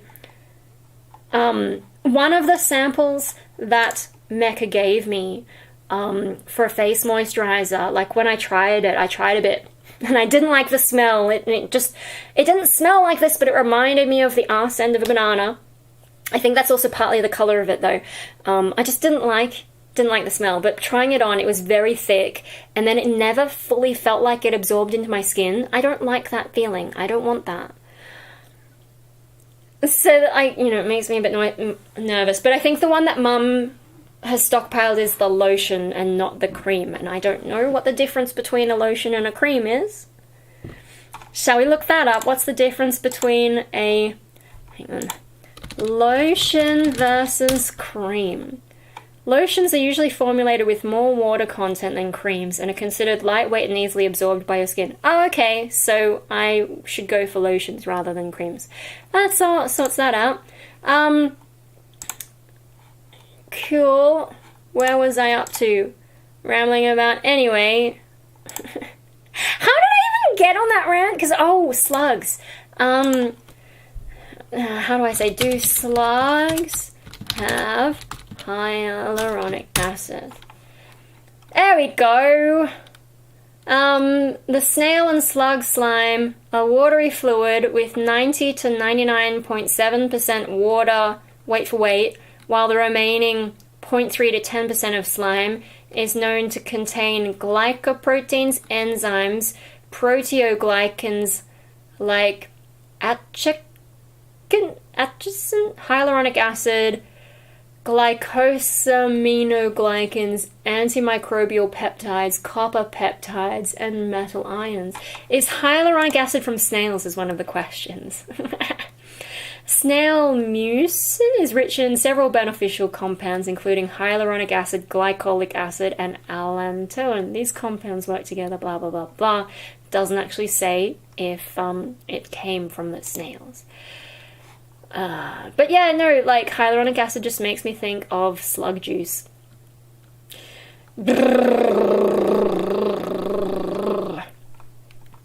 Also, safety tip, don't eat the slug. There was a story not that long ago in the news about someone who ate a slug and then they got some horrible, like, parasite or some kind of disease from it and ended up dying. So, admit you have autism and I'll join the club. Oh dear. No, I don't think I do. Or if I do, I'd be so mild that it's meaningless. Yeah, anytime I've done the test, there was that period of time where I was trying to figure out if that fit, because I had already dismissed schizoid, and so I thought that's the closest thing that's left is the autism. But yeah, when I did those online tests, I'm gonna cook them first. No, I just don't eat them. I don't know, even if cooking works, don't eat a slug.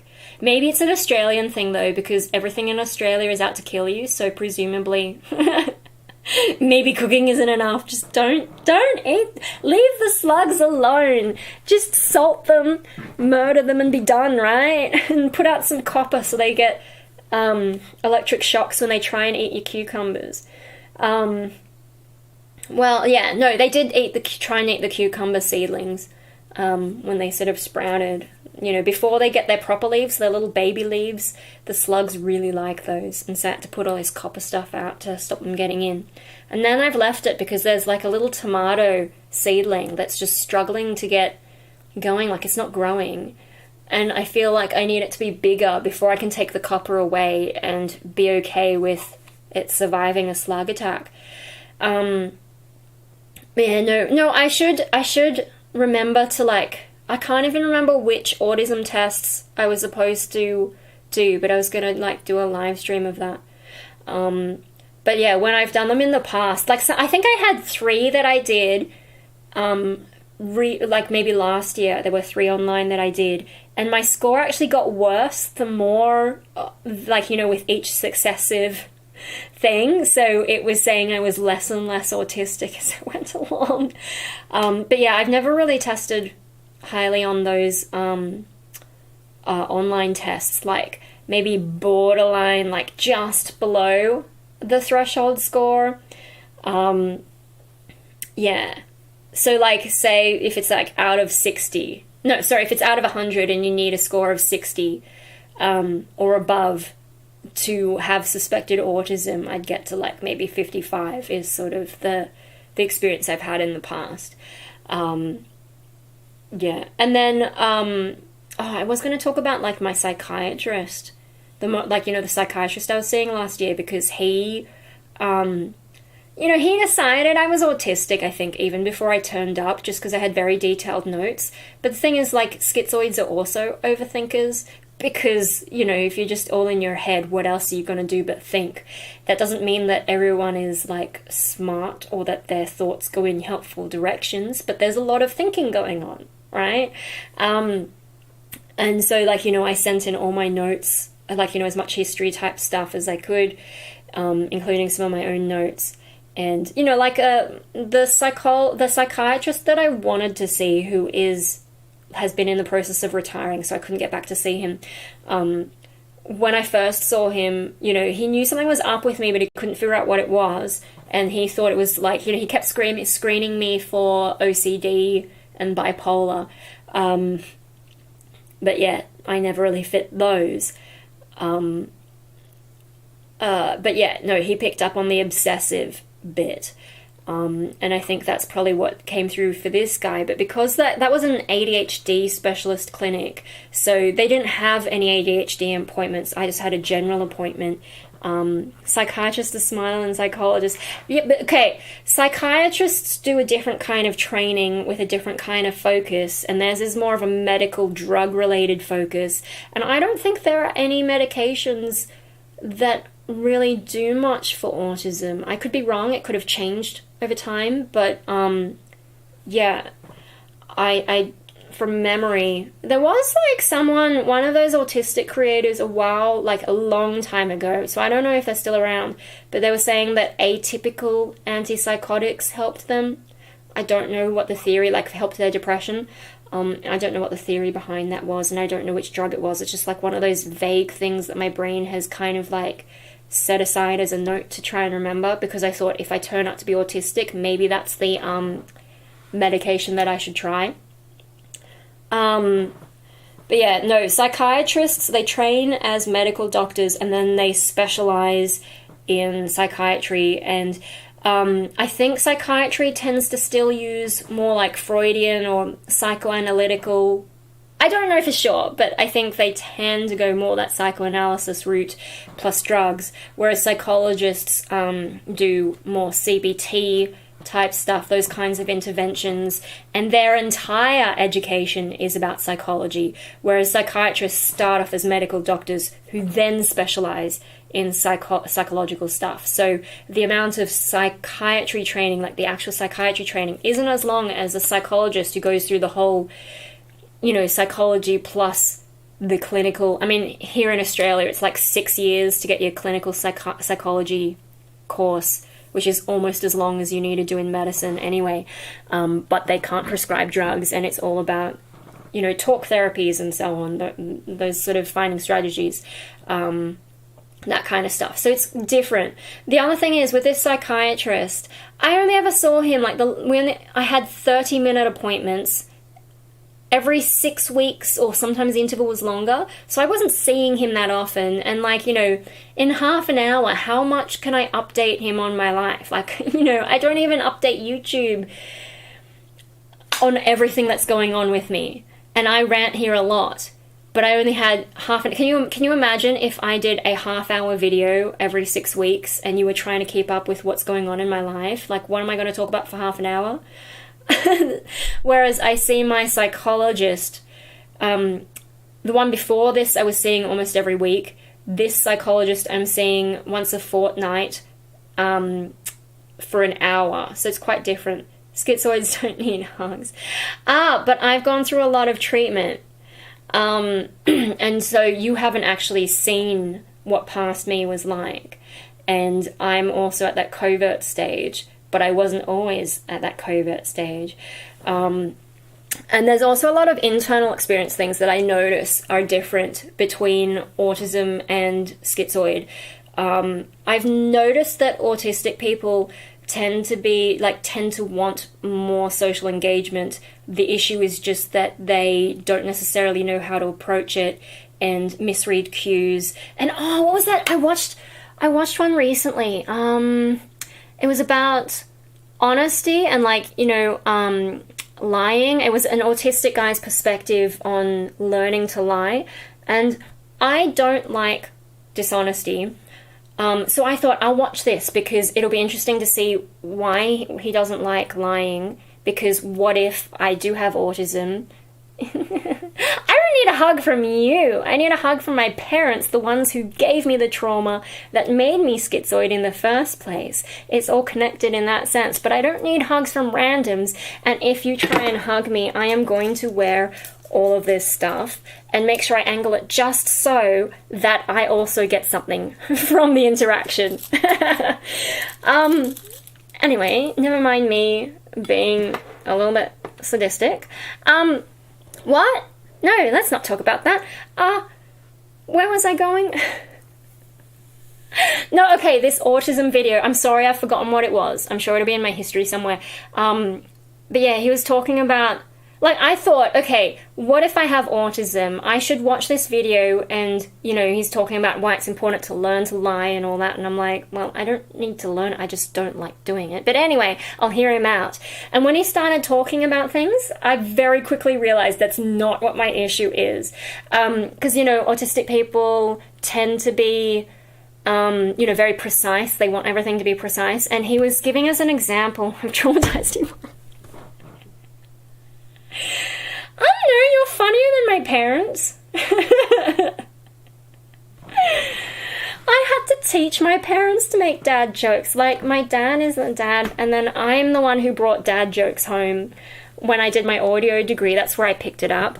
And then Dave, my brother, not Mikey, the other one, he became really good at dad jokes. Like, he saw the jokes I was making and thought, I'll have a bit of that, and he became very expert at it, whereas dad has taken a while to get good at dad jokes. And he very rare that he actually comes up with a funny one. Occasionally mum does, though, but she also does, like, sort of bilingual jokes, or, like, you know, English jokes. English. Jokes that she can only make in her accent, basically. But yeah, no. One of the interesting things the autistic guy said was about, like, his parents. He would ask his parents what the time was, and they would say, oh, it's 3 p.m. But actually it was, like, 2:57, and he would accuse them of lying. I mean, obviously, it's just a simplification. Like, you don't need to be that precise. Sometimes it is, like, you know, I can kind of flip-flop between sometimes maybe I do want to give the exact time, but mostly not, because it's more things to say, like, close enough is good enough. But when he mentioned that, I was like, that is not a problem for me. Like, I kind of understand where he's coming from, because sometimes I notice those things that are imprecise, and I'm like, okay, I guess that's a thing, and, you know, it's not that important. But yeah, I don't know, like, the way that he was talking about it, I was just like, oh my god, that's not an issue for me. And then there was all this, like, stuff about trying to reframe lying as respecting someone's privacy, and that's how he learned to lie. So, like, if someone asked him something, like, it was in the context of secrets, and they gave the example of Sheldon trying to keep a secret, where he manages not to blurt out whatever it is, but the look on his face of trying to hold that in makes it really obvious that he's hiding something. This is actually something Dave does when he's trying to lie or trying to, like, not say something, but you can just see the cogs moving in his brain, and, like, it's very easy to know when he's...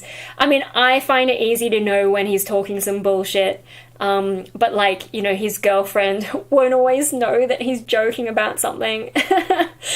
But yeah, no, he's one of those people who cannot lie just because it's so obvious on his face that he's trying to, you know, pull a trick on you or whatever.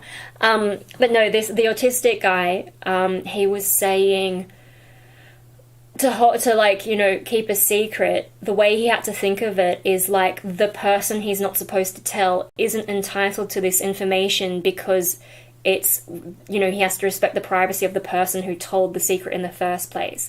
And I'm like, that's a really convoluted way to think about it. Like, I don't know. I mean, I'm managing to keep secrets and not tell YouTube certain things that, you know, YouTube doesn't need to know. I haven't even told Facebook some things that Facebook doesn't need to know, that my online life doesn't need to know.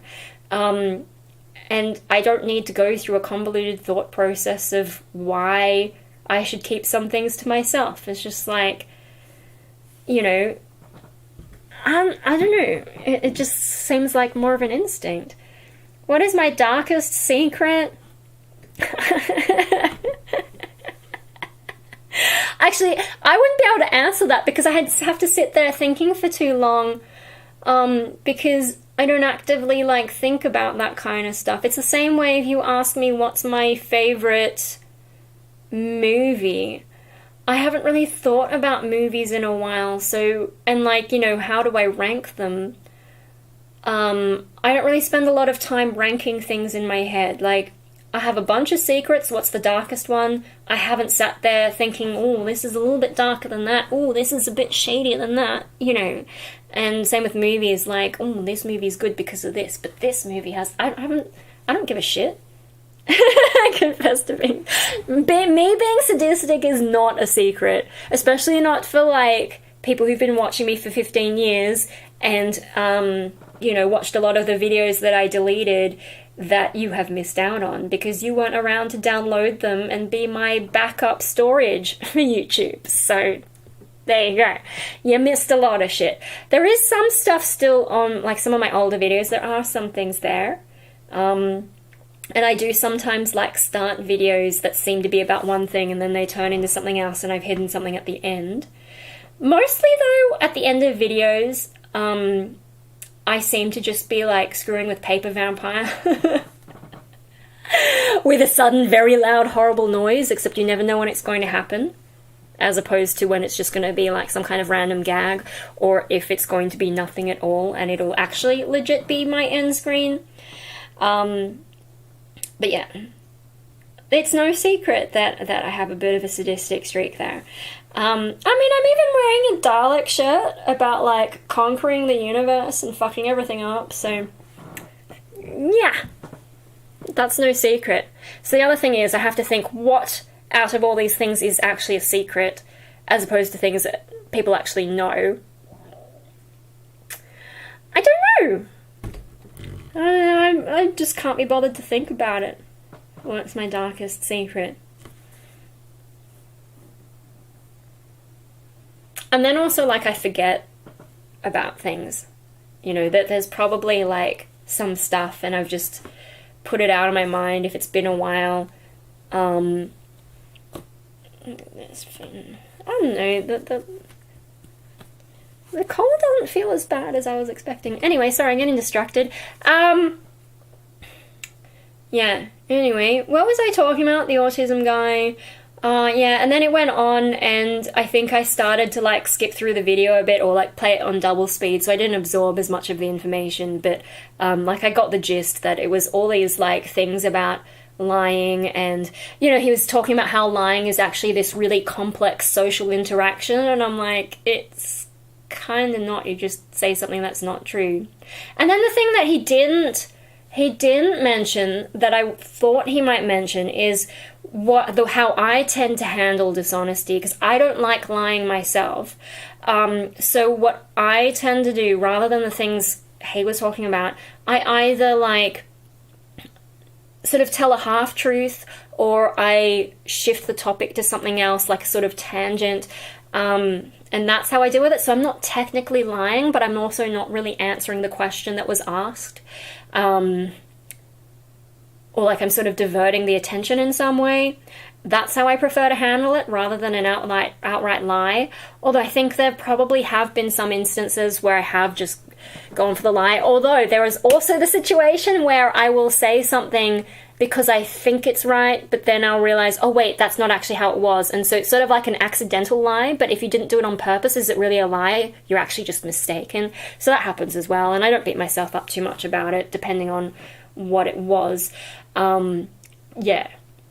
But, yeah, watching that video and just thinking about it, going, holy shit, that's a lot of stuff to think about, that I just couldn't relate to. So, but yeah, every now and then I do check in with some of those autistic creators that come up in my feed. I haven't been watching as much YouTube lately, but... It's 11, that's my phone telling me to go to bed. Yeah, anyway, yeah, just when every now and then I'll see something like that come up where I'm like, oh, that's a thing that I might do that might be autistic, and so I'll watch the video, but then their reasoning behind it is quite different. So like I said about the socializing, is autistic people in general seem to want to socialize, they just struggle with it, whereas I kind of don't want to socialize.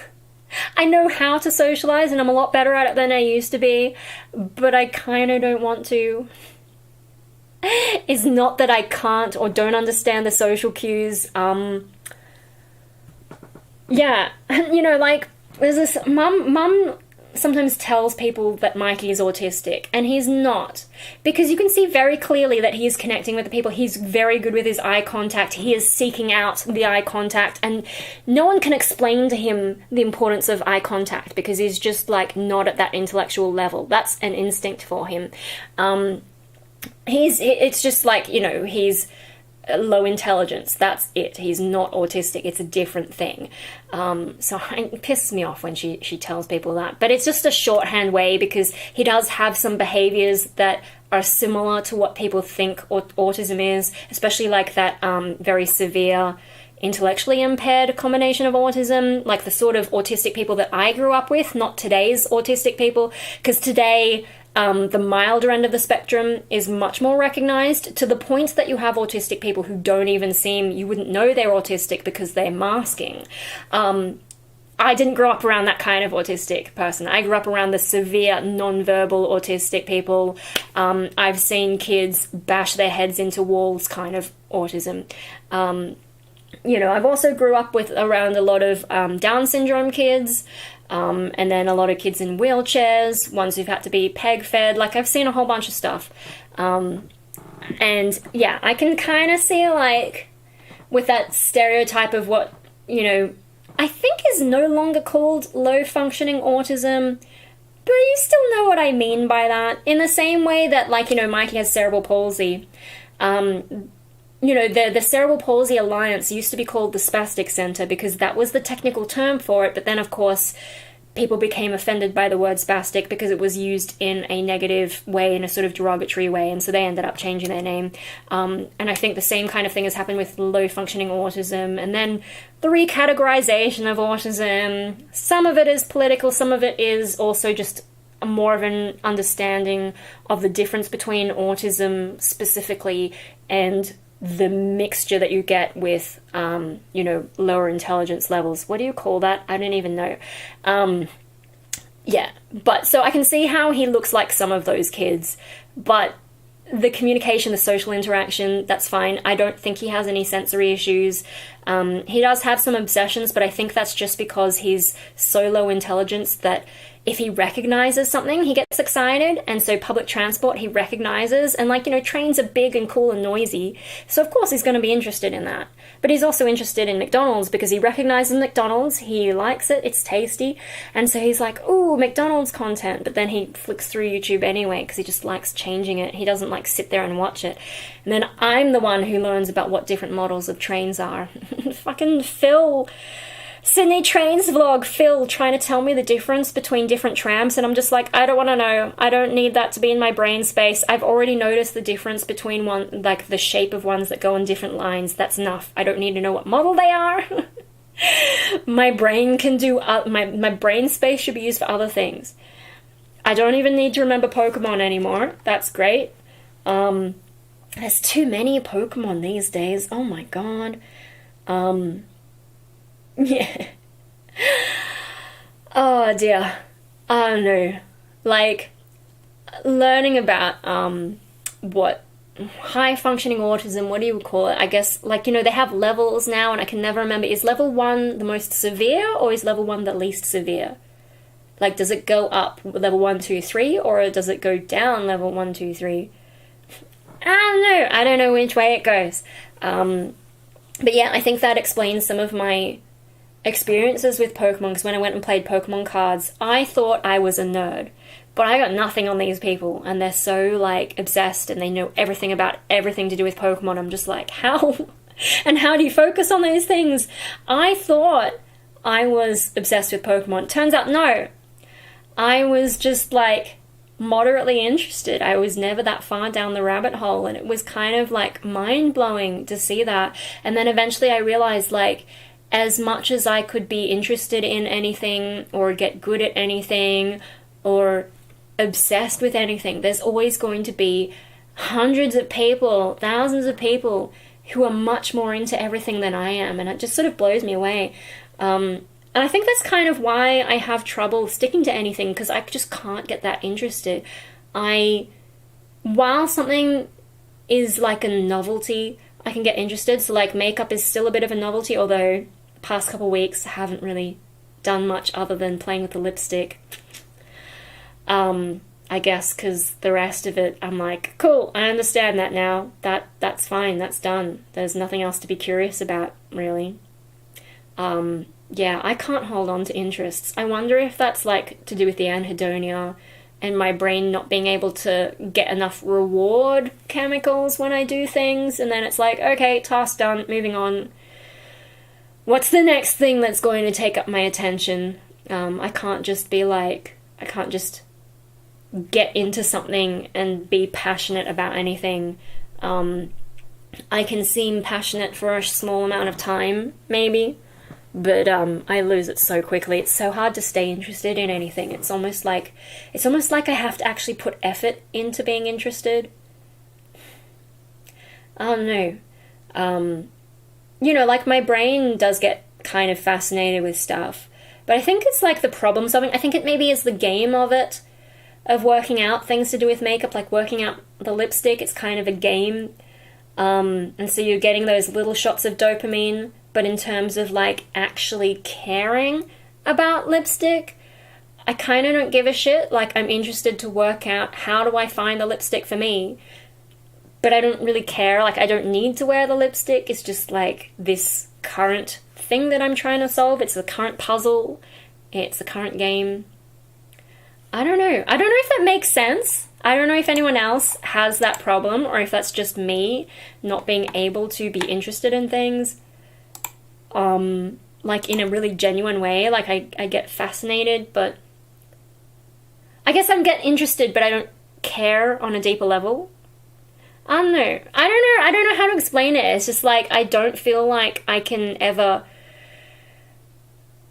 really reach the levels that people seem to in life, and like, they turn them into careers, or if they can't make a career out of it, it's their hobby that they look forward to doing on the weekend.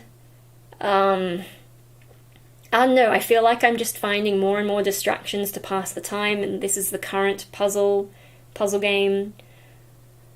Yeah, but maybe that's just me, I don't know. Yeah. Anyway, I mean, even with the metal vocals, I don't practice as much as I should. I completely lost interest in trying to teach anyone. And, there's people out there who are super passionate about vocals, and about teaching vocals too. They're passionate about the teaching of it. Let them teach. I don't need to do it. I don't need to get myself involved with people and trying to explain things to people. I learn what I need to learn or what I want to learn, and then I'm done. I'm good. I will practice because I need to practice, keep it up if I'm going to do the band thing, which will pass even more time, and hopefully get myself the right kind of adrenaline, because that's like one of the things that I actually get a good feeling from. But open psychometric characters test is more helpful than autism quiz. What the fuck is that? Am I able to copy it from here? Open psychometric. Blah blah blah blah blah. Open psychometrics? Statistical which character personality quiz? Or are we talking about the openpsychometrics.org? Oh, there's a bunch of tests. Firstborn personality scale? That's me.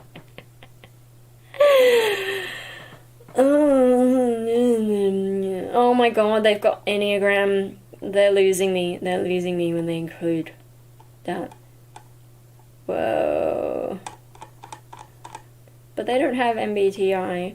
Big Five apparently isn't as good as I thought it was.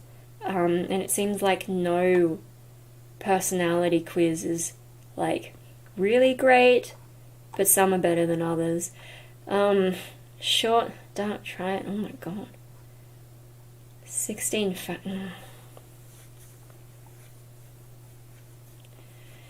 That's a lot of quizzes. Huh? Professor Snape? Wait, which test? Is this like a BuzzFeed thing? Statistical which character personality quiz? Is that the one? Is that the one?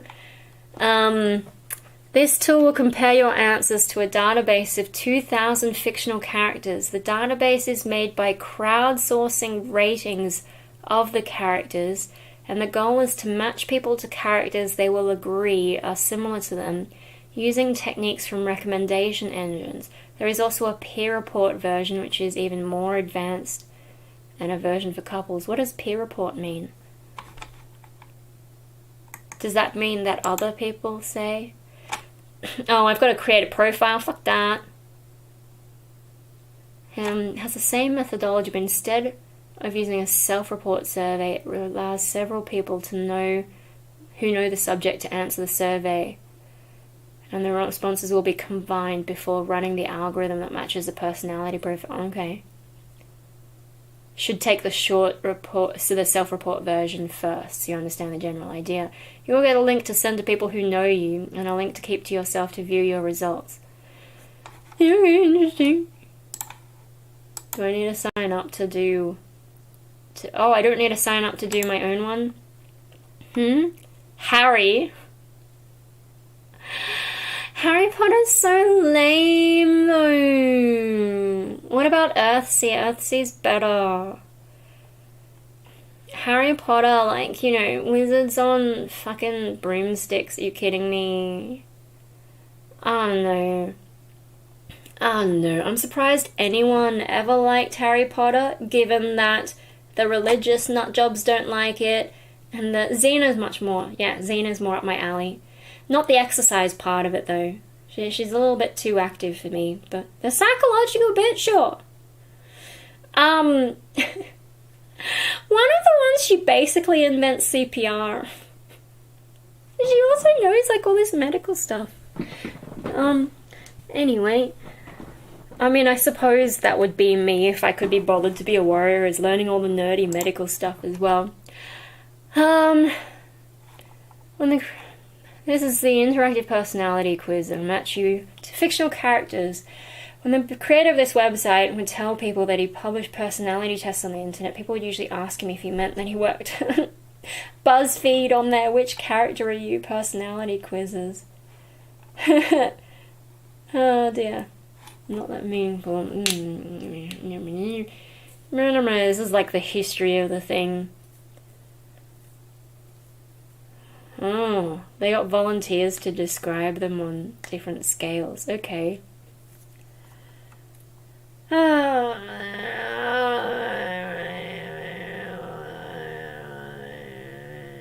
So it reckons it takes only 3 minutes. I wonder if I can... Hang on, what's this notification I've got? Oh, it's nothing, because I help run some Facebook groups, which is a totally thankless job, but, Alright, let me see if, I can do a thing. Okay, I think I can do a thing if I just figure it out.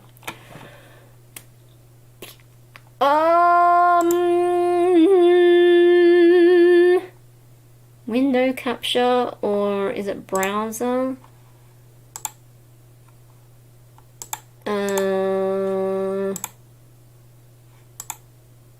No, maybe not that one. Okay, I did the wrong thing.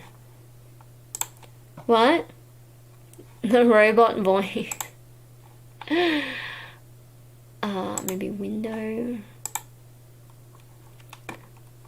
Oh no, it made the window way too big.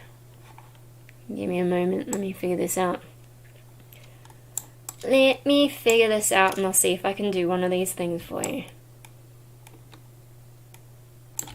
Maybe I should put it off to the side like that. How did that change it? Oh yeah, that made it much more manageable. I'm almost there. Sorry, I'm doing this in like studio mode so that you hopefully don't see all the bullshit going on. Okay. Okay. Let's see if I did this right. I can probably take a bit more off the top there actually. Okay. You ready? You ready? This is super fancy of me. Did that work? You can see it? Yay! Which character personality quiz? And then so if I say begin assessment, is it actually gonna work? Okay. Alright, I think we're good. Use the slider to indicate where you fall on this spectrum. Strict or lenient? It depends on the situation. I'm probably lean strict. How far does this... Oh, it makes... Okay. Maybe like... How do I say like 75? Because sometimes I just don't give a fuck. But for the most part... Yeah, strict. Is 75 okay? Let's just say that. I'll try not to think about things too much. Blue collar or ivory tower? What does blue collar mean again? Is blue collar like plumbing and stuff? I'd probably be ivory tower, right? Because I've been to uni and did way too much of that bullshit. Yeah, 86, fine. Let's go with that. Because I'm just not quite all the way in with academia. Awkward or charming? It depends! I hate these quizzes because, like, I don't know. Maybe I don't know myself well enough. But I could be... I wouldn't call myself... I wouldn't use the word charming. But I'm not 100% awkward either. Should I just leave it at 50-50? I don't even know. Obedient versus rebellious. I'm rebellious in an obedient way. You wear neck spikes in public. Well, I can't go back now. Is that charming though? Or no, okay, obedient or rebellious. I mean, I tend to go by the rules but then break them in strange ways. So that's also rebellious. But I would say I lean obedient, but only a little, so like maybe like 60? 59. Let's say 59, fine. This time with a full stop, you wear neck spikes in public. Angelic or demonic? Oh my god. I mean... Are you gonna say that I wear neck spikes in public again and also I growl? You want me to go 100% demon? Are we gonna just like... Cause I'm nice to people, and people like me, but shall we say like 97% demonic? Let's go with that. Orderly versus chaotic. I mean, I can get obsessive and organize stuff, but not that often, so I'm more likely to be chaotic. 88, yeah, fine, let's do that. High tech or low tech? Shit. Too late. The lag is just long enough that you can't get in with your suggestions. High tech or low tech? On the one hand, I do have like fancy computer, but on the other hand, I do bonsai, which is quite a low tech thing, and I also do like painting type stuff, but then I do music, which is tech. I'm kind of like both, and I find it hard to do this on a slider. Bonsai is the 18. But see, also, my parents have more tech than me. You know, they have their watches, the smart watches, and then they ask me, how do you do a thing? And I'm like, I don't know, I don't own a smartwatch. Why don't you Google it? And then they're like, okay, can you Google it for me? I know how to Google. I'm not high tech. Yeah, and then they have more on their phones. They have more apps than me. Fuck knows, they probably even have the banking apps. I think I downloaded the banking app, and then I was looking at, like, it was getting me to agree to all this stuff, and I'm like, you know what? I'm not ready for this shit. I prefer to use my cards, like the physical cards, rather than having everything on my phone. Yeah, I just... and I also am on a $5 a month prepaid thing and try not to use too much data when I'm out and about because of it. So, yeah, I don't know what to put for this one. Maybe I should lean slightly tech, but there's a low-tech attitude in there as well. It's not poor, it's, I don't see why I should spend... Did I miss the swallowing of the grape? Yeah, unfortunately you did. That was quite some time ago, but that was after I peeled all its skin off and we listened to it scream for a bit, and then it sort of got all goopy over my hand and I gave up on, you know, torturing the damn thing. Yeah, but you can always go back and watch it later. The live stream will still be up. Now we're trying to see what kind of fictional character I am, and we're debating on whether I'm high-tech or low-tech. Given that I do have computer stuff, but I don't have the technology my parents have, and I also do bonsai. I used to do a lot of knitting as well. Haven't done that in a while. So, like, I'm kind of, like, a little bit tech, but also kind of not. And I prefer to use my cards and cash. I did prefer using cash, but, you know, now no one wants you to give them cash. Cybergoth, high-tech, yeah. Cybergoth is just the outfit, though. It's not actually the tech. I don't know, like, there's a lot of things about me that are a bit more old-fashioned. So... yeah, like I do a bunch of tech stuff, but I also, like, for example, with reading books, instead of getting ebooks, I very much prefer to have paper. I do not like reading off a screen. I also don't like typing on a screen. I like to have a real keyboard for that. So I'm kind of in this weird in-between space. That's why I'm sort of like, yeah, tech, but also not. Like, I think it's easy for me to look tech because I know how to Google stuff and figure stuff out. But in terms of the things that I actually do, I don't use as much tech as people think I do. So I'm gonna go with, like, I'm just gonna leave it at that. What? What does this even mean? Alpha, beta? Like, I don't even...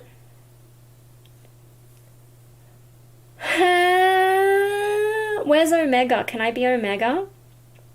Of course, I just go off aesthetic looks. Fair reading off the screen, kills my head after a while. Yeah, and I just like the look of paper, and I don't like having the light in my...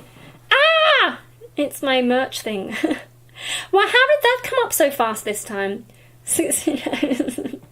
What if I just do the opposite of what you're saying? I want it to be Omega. If I had to choose a Greek letter, why can't I be Omega? My ego would go for, like, full alpha, but... So, like, is this trying to be, like... Are we talking, like, that whole system of alpha wolf type stuff? I think alpha wolf wasn't that debunked. I haven't actually looked into it, but, you know, I've seen discussions of how, like, alpha wolf isn't actually a thing. But I don't know. This is a stupid question. I'm gonna skip it, actually. I just realized there's a skip. Deep or shallow? In what context? In what context? You have to be more specific than that. You know, like, it could be like, I assume it's whether I'm deep as a person, but what if it's like, do I want to swim in the deep end of the pool, or the shallow end, or do I not want to get in the pool at all? Deep is people who ask for more context. I knew you were going to say that. On the other hand, you haven't seen me when I'm being shallow because I don't put that on the internet. Instead, I get on Messenger with my friend and I'm like, hey, I have this petty thing to complain about that you're going to find incredibly amusing. Let's bitch about something really petty and shallow for a bit. So you guys haven't actually seen that, and I'm going to skip the question because they haven't done a good enough job of explaining themselves. Skip. What if covered in perfume and deodorant? Where is that? Does that count as stinky? Does perfume count as stinky or fresh? Like, what the... Now, if they had said dirty versus clean, given that I only shower once a week, I could go more on the dirty side, but no, they had to say stinky versus fresh. I can skip however many questions I want, and they'll probably just assume it's a 50-50. But also, like, if I'm wearing perfume is a smell, so does that mean I'm stinky? You shower 14% of days. So okay, fine. I'll do my... Wait, is it stinky 14% or fresh 14%? Oh, I'm gonna skip it. Artistic or scientific? Oh my god, this one's another horrible one, because obviously I'm a science-minded person, but I'm also a creative person, so like, how can I pick between these two? I'll just say 50-50 on this one. I won't skip it, but I'll say 50-50 because I don't fucking know. Social reclusive. Maybe not 100%. 99%. Let's go 99% reclusive. Because I can talk to people, I don't get out much unless I have to have some kind of other mission. Formal or intimate? I'm not intimate, but I'm also not formal. What the fuck? This is fucking stupid! Why did you tell me to do this? Oh my god. Formal? I'm casual! Skip. Deranged. This thing is killing me! No! Oh, deranged or reasonable? I am both simultaneously. What the fuck are you talking about? Help!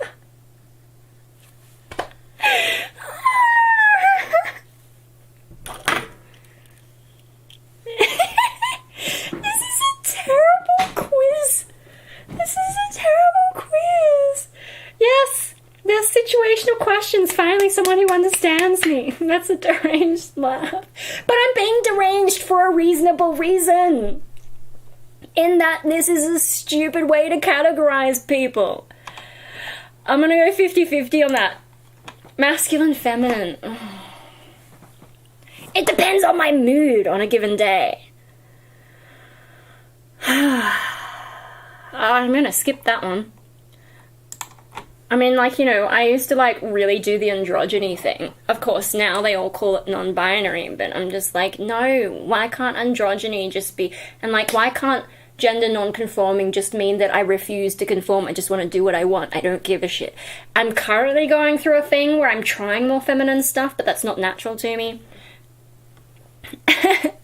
Sober, indulgent. Oh my god, why couldn't they just say sober or drunk? Because I don't drink alcohol, that would be easy. But indulgent? Indulging in what, specifically? 84, so I'll just go with that then. Where's 84? Like around there, maybe? 80. 1, 2, 3. I'll just go with that. Fine, let's do that. Arcane versus mainstream. Do I need to look up what arcane? I think if I do it there, I'm gonna screw up my screen capture. So arcane. Meaning.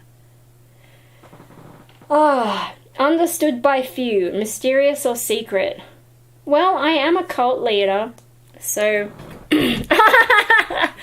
yeah, on account of me being a cult leader. Alright, fair enough. Adventurous or stuck in the mud? What? Out of all these questions, there's only one spectrum where I know I am. I know, this is what I hate about these things. And, like, even with depression quizzes, like, every now and then my doctor will get me to do one to, like, update. Isn't that a game? 99 Stuck in the Mud, or is it, I don't know. But yeah, like, you know, depression and how have I been feeling in the past week? And it's only things like the anxiety ones are usually easier for me to say that's not me. Like, you know, has my mouth been dry for no reason? That only happens sometimes, and usually it's got nothing to do with anxiety. It'll be because of, I don't know, getting sick or whatever. Huh? Take one down, Master. 98 bottles of beer on the wall.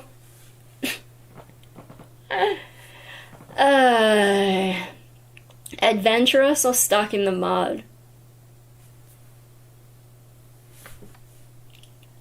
I mean, I'm constantly trying new things. Mud, dry concrete.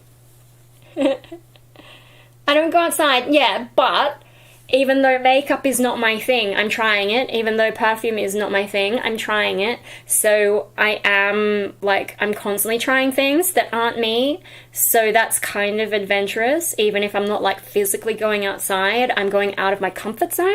That's the 1%. These are such stupid questions. Stuck in the mud. I haven't played that game in a long time. I'm gonna skip it. This is taking me way more than 3 minutes. Dunce or genius? I want to be a fucking genius. I'm not. I'm going to guess that I'm around there. Because I know I'm not, like... There's plenty of people smarter than me. No, maybe I should give myself a bit more of an ego boost and get into the 90s. Yeah, bitch, we're in the 90s now. That looks more like my high school marks, 93. Probably more than that, depending on the subject, but if we're accounting for English, and especially given that English, for the HSC especially, was like... They were trying to do that university level thing where you interpret everything from a feminist postmodern perspective. I was no good at that, so that's where I lose points. Going outside is for the birds. I walk out my door and a minute later the air melts my face. I mean, on a really hot day in Sydney, yeah. Yesterday was quite hot. The temperature got quite high. Today, not so bad. I think, oh, my phone is frozen. Great. Never mind. Anyway. Spiritual or skeptical? 100% skeptical. Fuck that. I'm not spiritual. It takes me a lot to even think about spiritual shit. Poisonous or nurturing? Well, I'm certainly not nurturing unless there's a dog involved. Or, that's about it. But I wouldn't say poisonous, because isn't poisonous like... That would be like actively trying to be mean to people? Like the opposite of nurturing would be to... I don't know, fuck them up? Maybe I'll just skip that one. Huh? I currently reside in New Jersey while cold the icy... Oh, yeah. No, we never gets that cold here in Sydney. 100% poisonous to you. Not if you give me $10 million. By the way, join my cult. Loyal or traitorous? I would say I'm pretty loyal until you fuck with me. And I wouldn't actively betray anyone. Let me think. Out of all the people that I dislike, would I actively undermine them? No, I just sort of ignore and move on. So, loyal, but I will leave like 2%. 2% because I would think about doing shit, but I just don't really go there. Or if I did, I would do it by accident, like, you know, maybe I wasn't supposed to tell someone something and then whoops. Oh yeah, shit, I wasn't supposed to say that. Yeah, let's go with that. Nerd or jock? Nerd. But then I also did a bit of taekwondo. Yeah, that'll do. Sarcastic or genuine? That, again, very much depends on context. Taekwondo is even more...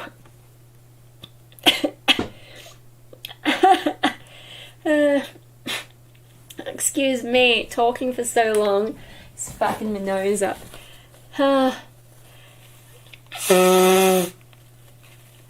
Me or Mad Simple? Are you asking that question about loyalty, or... Depends what mood my baby is.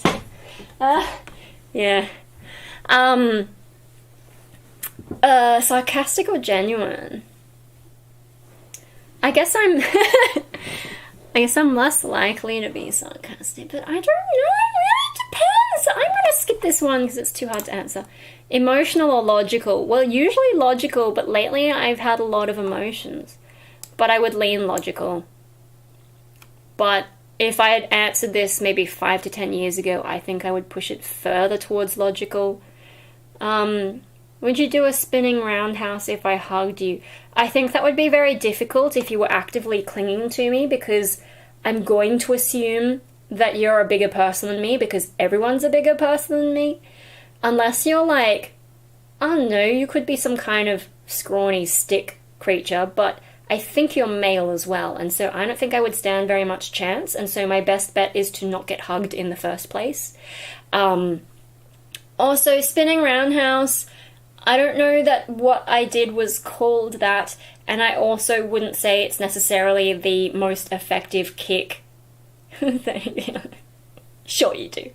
Sure you do. You're the size of a rather fat Labrador. Yeah. Anyway, logical versus emotional. Oh, I'm probably giving too much benefit to the emotion, though. Maybe we're just going like an even 75. I don't fucking know. Frugal or lavish? That depends on my mood, too! Logical for sure. Frugal or lavish, because I will save obsessively. Like, you know, I said with my phone, I'm essentially on $5 a month, and I try not to use data, and I try and find the Wi-Fi rather than let my credit go. But on the other hand, I did buy this massive phone with ridiculous number of fucking cameras. But I also justify that by saying if I get a really good phone up front, then I don't need to buy a new phone for ages because it does everything I need for a long time. 89 frugal. You don't think that all my retail... Oh, you haven't seen all my retail therapy lately. Like, I even got a new bag. And I haven't actually transferred everything over. I got a new bag, guys. Look at that. I mean, I did buy it on sale, epic sale, and I guess there is that sort of Asian bargain hunting thing. Galaxy phone camera, yeah, that's why I got it. Not to function as a phone, but to function as a sort of multi-purpose camera computer gadget. Because I'm not social enough to need it as a phone. And then, like, you know, half the texts I get are probably just two-factor authentication type stuff, or the government harassing me, or I don't know. Yeah, anyway, now that I think of the Asian thing and the girl math thing, even when I do splash out money, I'm already looking for deals. So what did you say? 89 frugal. 89 frugal.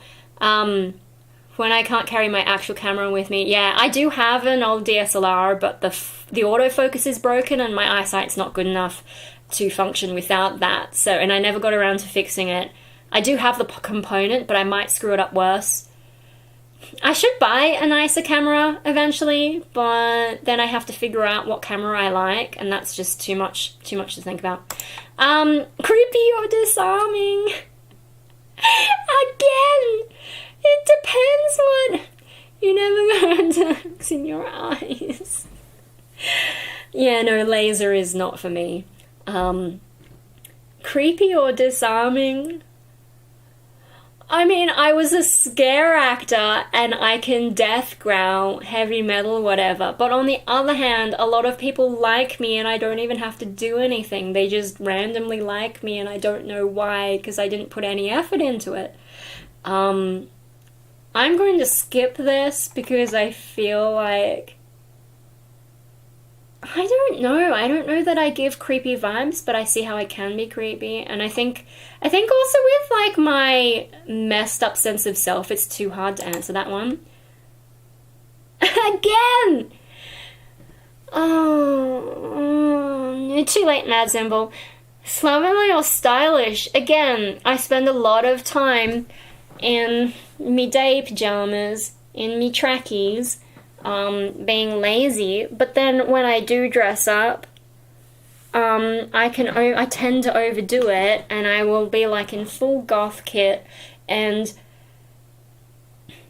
I'm gonna skip it. I just can't answer these questions, creative or conventional. I'd say I lean creative, but I do follow a lot of convention, but I somehow manage to break the rules anyway, so maybe that's enough. Selfish, altruistic. I'm gonna lean selfish, but then I accidentally, like, agree to help people, and also, if I see things not being done right, or if someone, like, struggling to do something, I feel like I want to help out, which is kind of altruistic, but on the other hand, it's also selfish, because then it alleviates my pain of having to watch someone fuck something up so badly. So maybe I should go a bit more selfish in that context, because even when it's altruistic, it's so that but that's the thing though, even people who are really generous are doing it to make themselves feel good. And if you're doing it to make yourself feel good, is it truly generous? Or is it a weird roundabout selfish way, and you just happen to experience selfishness in a different way to someone who is more blatantly selfish, instead of playing the role of someone who's generous? Anyway, let's just leave it at that. I won't think it too much. Juvenile, mature. Right now, I'm being more juvenile. Other times, though, I would be mature. I fucking hate this. Selfless for selfish reasons. Exactly. That's what I mean. I'm glad some of you understand what I'm talking about. Juvenile or mature?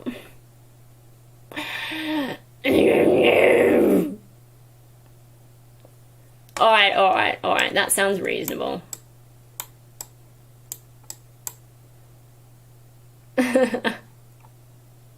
Yeah, I fucking hate these quizzes. Wild or tame? What does that mean? In what context? I don't understand that fucking... I'm gonna skip that one, that's meaningless. Bossy or meek? Again, it depends. Like, in some contexts... In all the contexts combined. Bossy or meek? Like, it really depends. I can be quite bossy. 93 meek, you don't know me well enough. I'm gonna skip that. Outlaw or sheriff? I'm much more likely to be a sheriff, I think. I don't even like pirate stuff. Unless I can find ways to justify it. So, that's... Feisty or gracious? I don't understand what that is trying to get at. I'm gonna skip it. We're almost there. Haunted or blissful? Haunted or blissful? Well, I have trauma, so I'm gonna say 100% haunted. And also, if we take into... Yes, mad simple. Yeah, if we take into account my issues with my sense of self and the feeling of being possessed, I'm a sheriff in this. Okay. Haunted. Okay, who did I get? You have completed the test. Before you do your results, would you be willing to rate some characters to make this test better for everyone? Shall we do that? I'm curious. Thank you for agreeing. Is it still framed right? Okay, good. Thank you for agreeing to complete the optional survey. Your responses will be used to improve this test, but will not affect your results. Answers will be anonymous because no information that could be reasonably... Okay.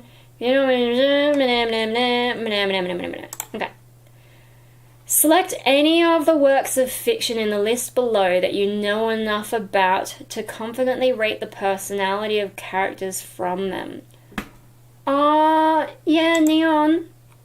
Congo, Bad Boys, Adventures, Silence of the Lambs, Born Identity, Forrest Gump, I only remember Forrest himself, The Martian, The Americans, Big Bang Theory, I can't remember who they all are, Star Wars, Revenge of the Sith, is that the third movie, the prequel? I think so. I guess if I forget, you guys will help me. Marvel, no. Cowboy Bebop, Get Out. Star Trek, Grey's Anatomy, John Wick. Oh, I can't even help them very much because these are not the things that I watch. Like, where the fuck is Dexter in all this? Give me Dexter. I'll be able to do that, no problem. Or Angel or Buffy. Not so much Buffy, more Angel. Dickheads, not choosing anything good. How similar are these two characters? I think my mum watches Gilmore Girls. I've only caught like fragments of it. What? What kind of a question is this? They're not the same.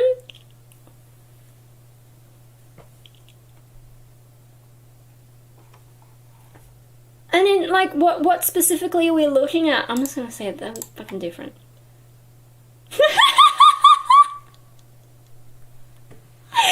Ray and Mace Windu? Are you serious? We're comparing these two? How is this even the thing? Is this what this whole quiz is built on? People answering questions like this? Are you fucking kidding me? Oh my god. Oh, it's good. I suppose they're closer, but I don't remember Ritsuko well enough. Do a quick watch. But this headache is attacking my functional ability. It's nice to finally be able to catch you live. Yeah, no worries. You gotta look after yourself.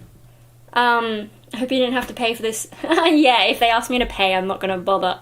But at least we got some entertainment out of laughing at their questions. Best Amidala impression. Doesn't she talk like a robot? Oh, I think she talks more naturally by this point. But yeah, no, we're not talking about sand. I guess they're probably more similar than the others, at least. Sato and Obi-Wan. The only thing they really have in common is a mentor role. I don't think they're similar. I'll give them 1 point for the mentoring role, but otherwise they're different. Oh, I don't remember him well enough. Kozo. They're only, like, they both have grey hair. That's not their personalities. And I'm gonna skip that, I don't know well enough. Oscar and Yoda. No, why would you compare them? Unless we're talking about senile Yoda, but we're not. We're talking about episode 3 Yoda, not the one that talks about seagulls and that Log had a child. The sort of really unhinged elderly Yoda. We're not talking about him. So yeah, I don't think he's unhinged enough to be similar to her. That's such a crazy fucking... What is my age in years? Is English your native language? What is my gender? I wish you would ask sex, but at least you say female.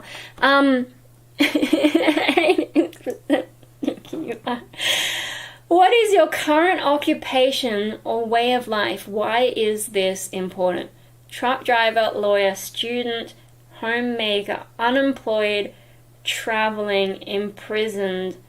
I'm going to say troublemaker. What? Imprisoned? I mean, I'm imprisoned in life itself. Can we use the answers you have just given for our research? And did you answer these questions accurately? No, I didn't. I have no idea what's even going on. Get results. I don't even know who that is, really. I've seen him in memes, but I have no idea. Are you satisfied with that answer? I've never even watched The Office. I only know memes. And also, I missed a lot of questions. What? Same glasses. Hey, that's how we're similar. We've got the same glasses. That'll do. That's similar enough. I mean, they were comparing Palpatine and what's-his-face based on their grey hair. So, there you go. Your traits versus their traits are graphed below. Click on points for labels. Your score, character score. Oh, so I didn't even get that close anyway. That I don't even know how. Oh, so they should be the diagonal line is where we're most similar. Okay. These dumb. Okay, who else did I get? Whoa, that's a lot of names. I didn't watch The West Wing. My parents watched that. Elle. Okay, the first one that I actually know is Elle. I disagree. I think I would be the psycho killing everyone, not the one investigating the crime. But, okay. Alright, fine. Elle is close enough. Close enough to Kidder. I will take that. Oh, I know him. Because I did get made to watch the first movie, so I know who he is. And he's the one who seems like a bad guy, but then actually he's not. He's just kind of grumpy. Okay, I can get on board with that. Twilight, I don't know. Hannibal, never watched it. 30 Rock. Why couldn't it be Third Rock from the Sun? I've seen that. I don't know 30 Rock. I don't know. Oh, what? There's two different Sherlocks? I mean, at least I'm sort of aware of the character of Sherlock, although I would prefer, like, Dr. House as a Sherlock substitute. I don't know what these two different versions of Sherlock are. Richard Hendricks, Silicon Valley, I haven't watched. Oops, hang on, I don't want to fuck anything up. Look at 23. So they did have Dexter in there. Oh, anyhow. No, let me get, where was I up to? Richard, I don't know Silicon Valley. I don't know Annie Hall. I don't know The Witcher. I don't know this Harry Potter character. Sheldon's up there, okay, yeah, sometimes, but not quite that. I suppose the questions that I answered instead of skipping, sure. Amy Bruckheimer, Veep, don't know it. Grey's Anatomy, my mum watched it, but I don't know it. Dan Humphrey, Gossip Girl, I don't know it. Mum watches that as well. 10 Things I Hate About You, that was a movie, but I don't remember it. I don't know if I even watched it. I think I watched,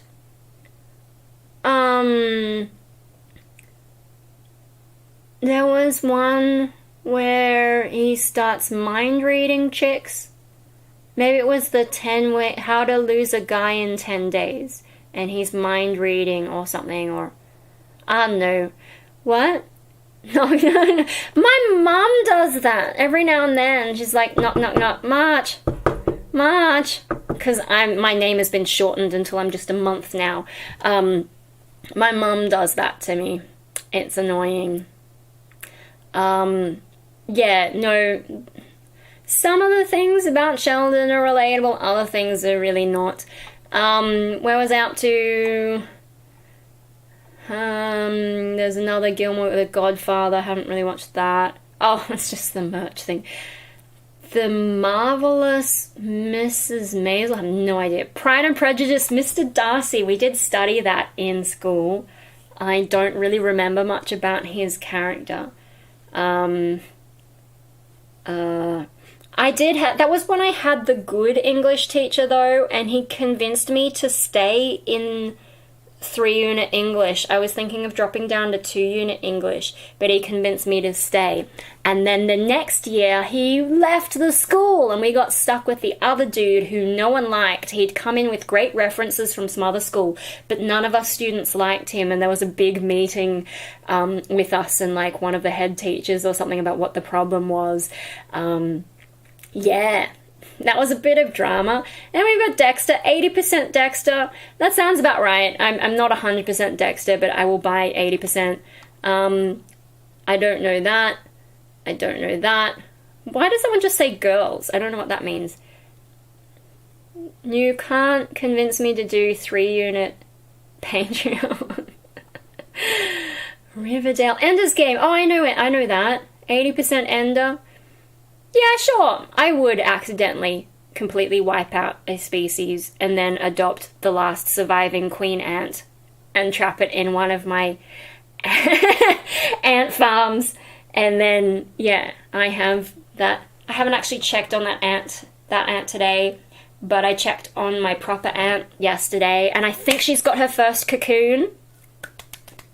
Anyway, but I know the Ender's Game, the movie version. I never read the book. I don't know that. No, I think Mum watched that.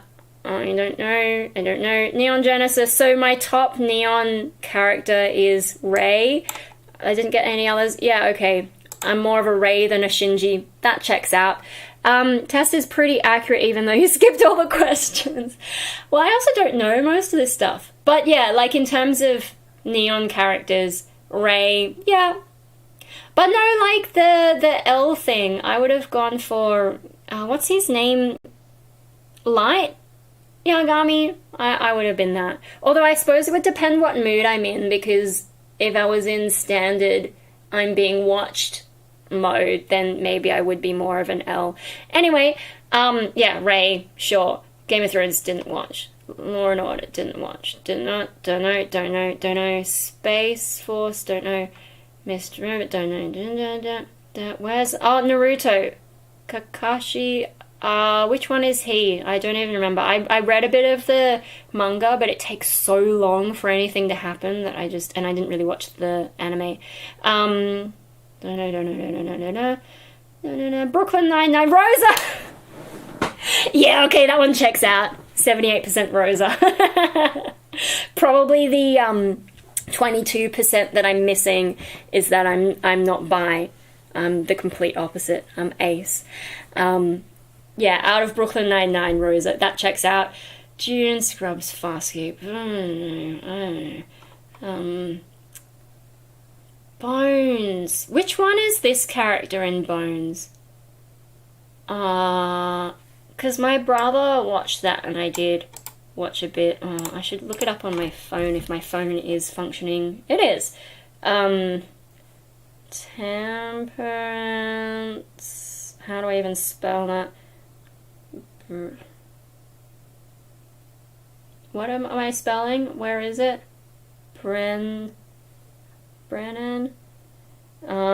Oh! That's the main character chick, and she's kind of weird, but she's good at her job. Okay, yeah, I suppose that checks out. I don't know, the main thing that I looked at was like, hey, that's Angel. Why is Angel in this weird fucking show? Yeah, okay, maybe. I didn't watch enough to really pick up on that, but from what I've seen, sure. What's You? Is that a show? Star Trek, Division, Lost, I didn't watch either. Oh, where's the next thing that I actually know? There's another Naruto one, but I don't remember any of the characters from that. SpongeBob? Why is SpongeBob in here? That's such an ugly show, and sad. Try not to watch any of that. Hideki, Death Note. Hideki, which one is he? Hideki, Nani? Some kind of police officer. It's been a while since I read it. I read the manga, I didn't watch the anime. Because I think the anime... Did they change something? I don't know, there's something I didn't like about it and didn't end up watching. Or didn't finish watching, maybe. No. I don't know this Harry Potter character. That might be from a later one I didn't watch. Mean Girls! Isn't that the one that doesn't even go here? Oh, it's been so long since I watched Mean Girls. How do I spell it? Mean Girls. Oh no, wait, which one am I thinking about? Oh, okay, that's the best friend, the one that's kind of goth. Or, like, punk. Okay, that makes a bit more sense. But she's also the one who starts scheming, and I don't think that I would do that. I would just, like, sort of... Huh? Salad fingers, yeah, someone showed me that a long time ago. Okay, yeah, I'm not so sure about this one. House! Oh, finally, House is in there. 83. Okay. I read, like, I think I read the first manga book, but I didn't get very far. I was just like, this is stupid. I realized it got popular since. But yeah, okay, House is there, yay. Oh my god, I don't even know. I know of Breaking Bad. The Big Bang Theory, Sheldon already beat whoever this one is. Leslie, is she one of the other scientists that he doesn't like? What, 82? Oh, did I look at the wrong one? Oh, Game of Thrones. Oh, okay. Game of Thrones, people try to get me to watch by saying there's heaps of dragons, but when I walked in on, you know, my ex or my family watching it, it was always some kind of sex scene, and I'm like, why would I watch this? I don't care, and often people depict dragons in a way that I don't like, so, yeah. Sorry.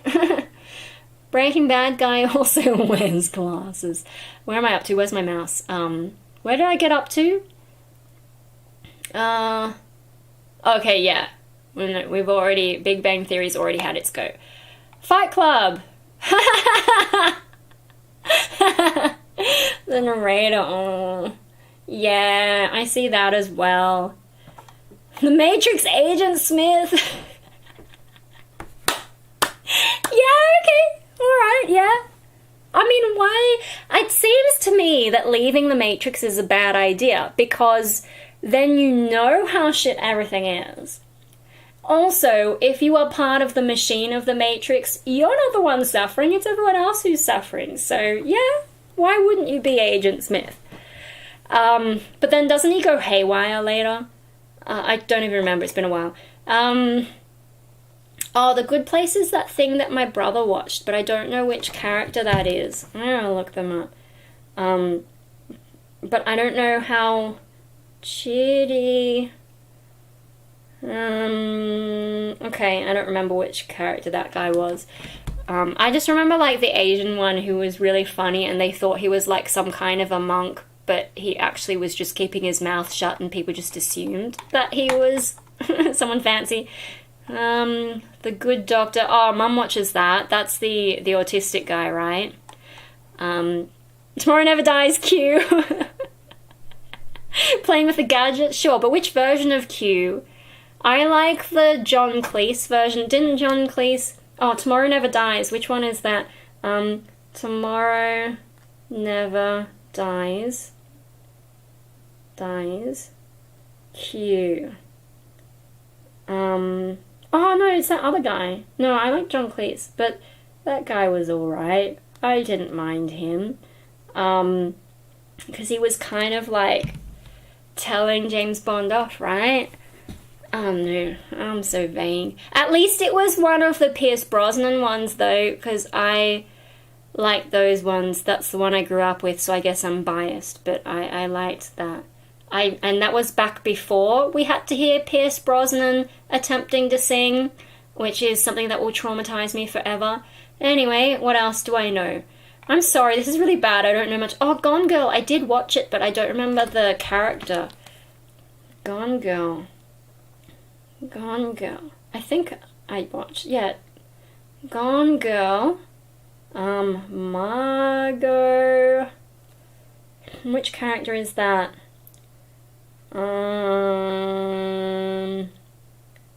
Okay, I don't remember enough.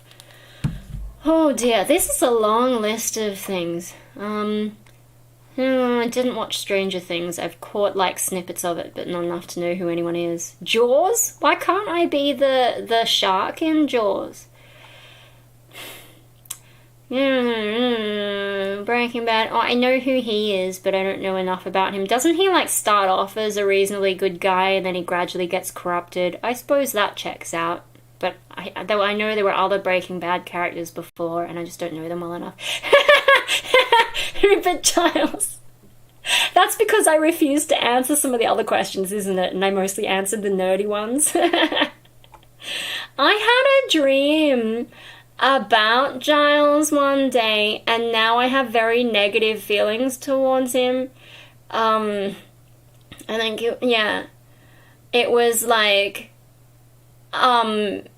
he was accusing me of being possessed or something, which, okay, fair enough, I probably am possessed, but I was just like, fuck off, mate, get out of my face. And so now it's really hard for me, like, because of that dream, I just have negative feelings about Giles, which I know, I realize is a weird reason to be like that, but Ash from Alien. Oh, which one is he? One of the ones who gets killed? Ash from Alien. Is that the guy who's an android? Yeah, it is. Yeah, sure, why not? I don't feel like a human anyway. I don't understand this world that we're living in. What else? Oh, I did watch The Departed, I think. Unless I'm thinking of something else. Was that a crime movie? I don't even know. Back to the Future, Doc Brown. This is definitely because I only answered the nerdier. I didn't answer enough of the chaos stuff. Although, he is a bit chaotic. Zombieland, mine, I don't know. Ghostbusters! Which one's Egon? I can't even be bothered to look him up anymore.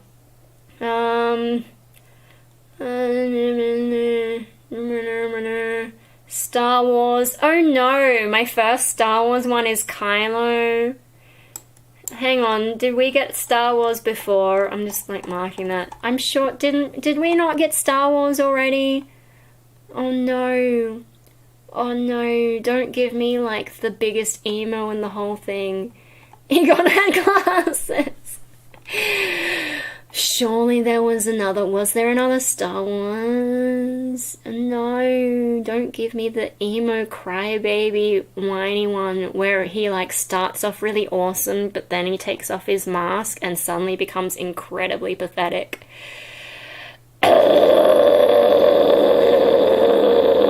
Shit, is that my top Star Wars one? Dang. We've already got Neon, Avatar, The Last Airbender, Zuko. The one who has, like, serious issues and then ends up joining the good guys.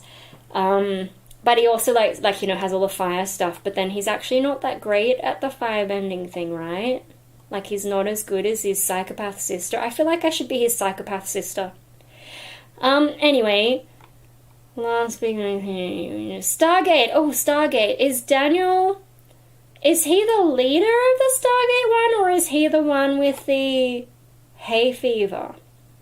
I think he's the leader, Stargate. It's been a while. I do have the box set of Stargate. I've just never actually sat down to watch it all. Maybe like when I finally finish Xena, which is what I should have been watching instead of doing this live stream and torturing grapes. He's the one with... I need to look that up. What was his name again? Daniel Jackson Stargate. Oh, it is the hay fever one. So he wears glasses and he has hay fever. That checks out. Back when I watched it, I didn't. The nerdy Egyptologist. Back when I watched it, I didn't have hay fever the way that I do now. But with the nerdy Egyptologist thing, I was in Sydney. I don't know if it's still a thing, but there was like the nerd bookshop, the sci-fi bookshop, and I think it was there, and I was in there.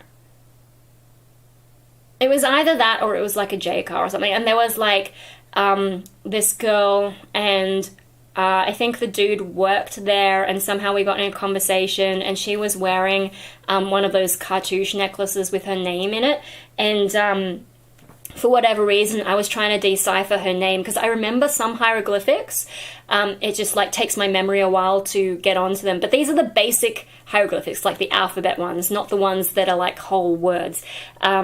And they were super impressed with me being able to figure out her name was Nicole. This has nothing to do with My Name is Nicole, the video, the char time thing. Just like, yeah, I was the easiest one because it's just like the read. And then I'm looking at it going, oh yeah, and that name is that, and that letter's that. And then I worked out her name's Nicole. And they're both saying, they're like, you're like that guy from Stargate. And I'm like, or any other Egyptologist. But yeah, okay. Yeah. I'll take that as my top one, because I have glasses and hay fever and I'm a bit nerdy about ancient Egypt, or used to be. Brooklyn Nine-Nine, my second one is Raymond Holt. Yep, okay, sure. Rosa followed by... Oh, what else do I know?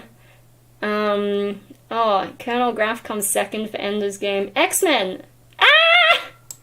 Yeah, okay, that's totally appropriate. Yeah, let's not think about that too long, or I'm going to get a little bit weird. I'm already weird, but you know what I mean. Rogue as the second one. Okay, so they're an equal, kind of. Rogue's the one who absorbs people's powers, right? Oh shit. I was going to make a video about how I probably got onto the whole makeup thing, and I think it's because I absorbed someone else's personality, but I'll make a destroy and change.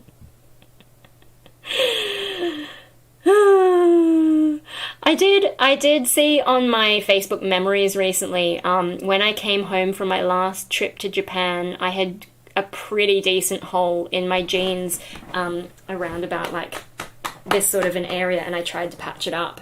And it wasn't a very good... So, like, those jeans were destroyed by the end of that. I know that's a different thing, but... Anyway, Beauty and the Beast Cogsworth. Ew. Gotham, is that the show that Mum watched? Which one is he? If it's who I'm thinking of. What does it say? Edward... Oh, like Enigma? Edward Nigma. The Riddler. Okay, I don't know. The more iffy portion of the results, but we're still over 70%. Yeah, sorry, I don't know Batman very well. I watched Batman of the Future, but I also watched the Zeta Project more. Does anyone know the Zeta Project? Or is that just me? No, I sort of vaguely know the Riddler, but not that well. Like, I know of him and probably watched some of the cartoons, but I kind of don't care. He didn't interest me. Yeah, he just didn't interest me. 197 is not...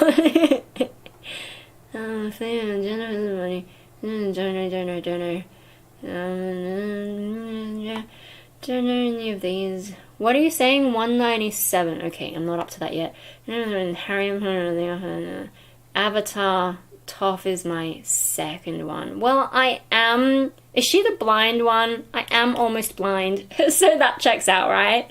The Simpsons. Lisa Simpson is my top Simpson, followed by Mr. Burns and Waylon. Help!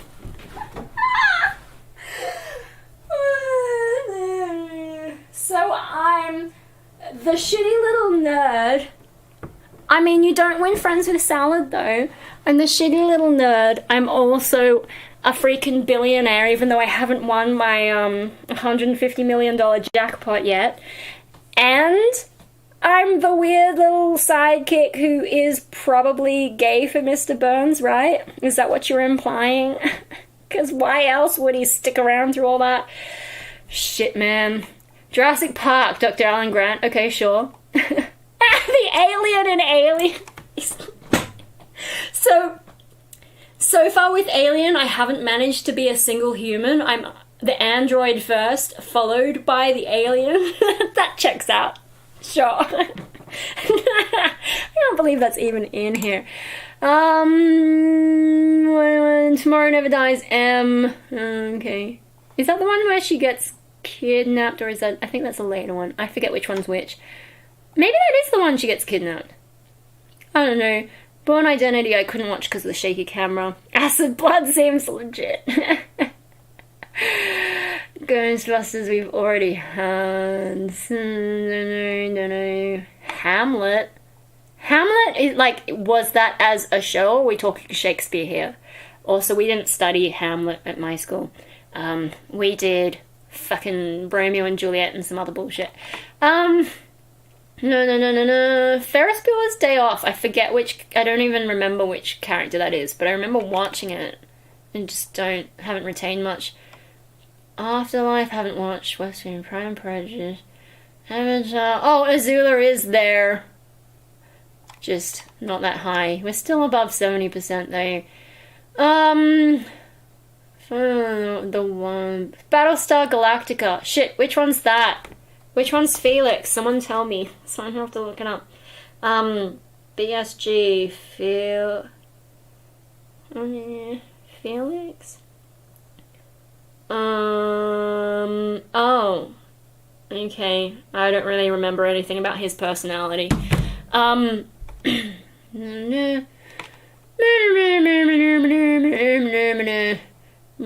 Terminator, Sarah Connor. I don't think so.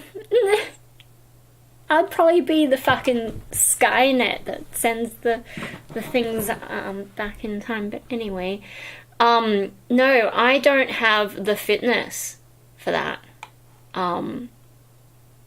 Where are we up to? Yeah, I'm not fit enough to be Terminator 2. Wasn't she like super buff and like, you know, look at me with my wiggly noodly arms? I just would not survive that.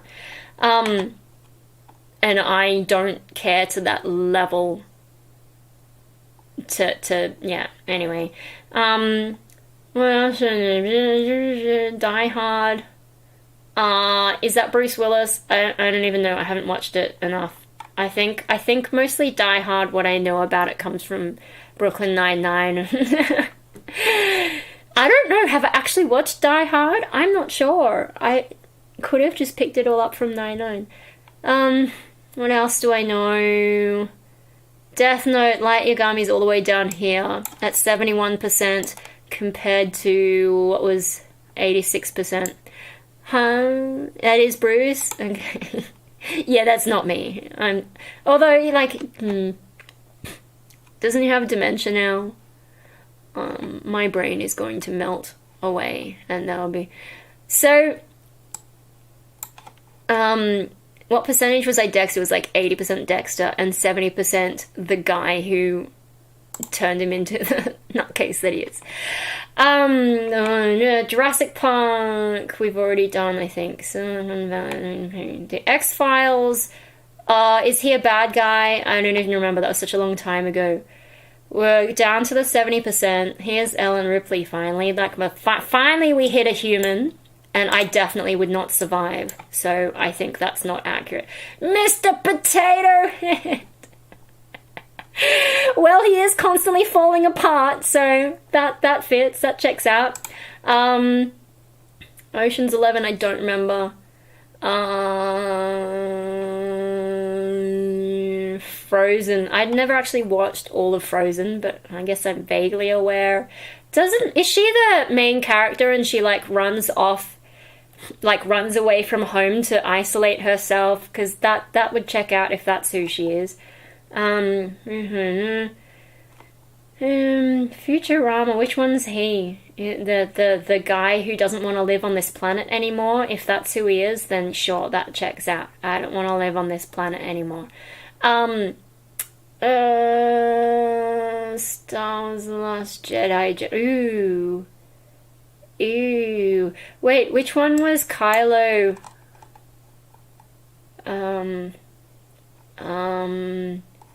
Shit. Kylo. Yeah, so they're both from The Last Jedi. Okay, that's fine. Yeah, that's where we were. The Last Jedi looked pretty. I think I probably enjoyed it more than other people. I didn't like The Force Awakens. I thought it was a bit of a cop-out at the time. The Last Jedi I enjoyed at the time, but I did have to run out to pee during the casino scene, so I probably missed the worst scene, and I haven't watched it since, but I did like the cinematography, and I also liked some of the duality things they snuck in there, like at the Jedi Temple thing, and there's this, like, tree, and anyway, I was probably noticing the things that I wasn't supposed to notice, and missing the point of how the story was, like, very we're getting down below. I should probably stop at this point, because now we're in the 69s, and they're just going to keep going until we get to who am I least like? Baywatch! Sure!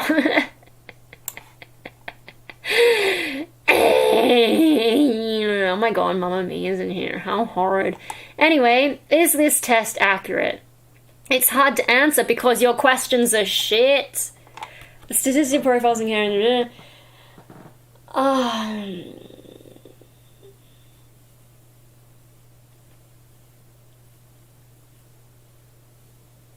One version of the optional supplemental surveys that subjects are this data is collected search.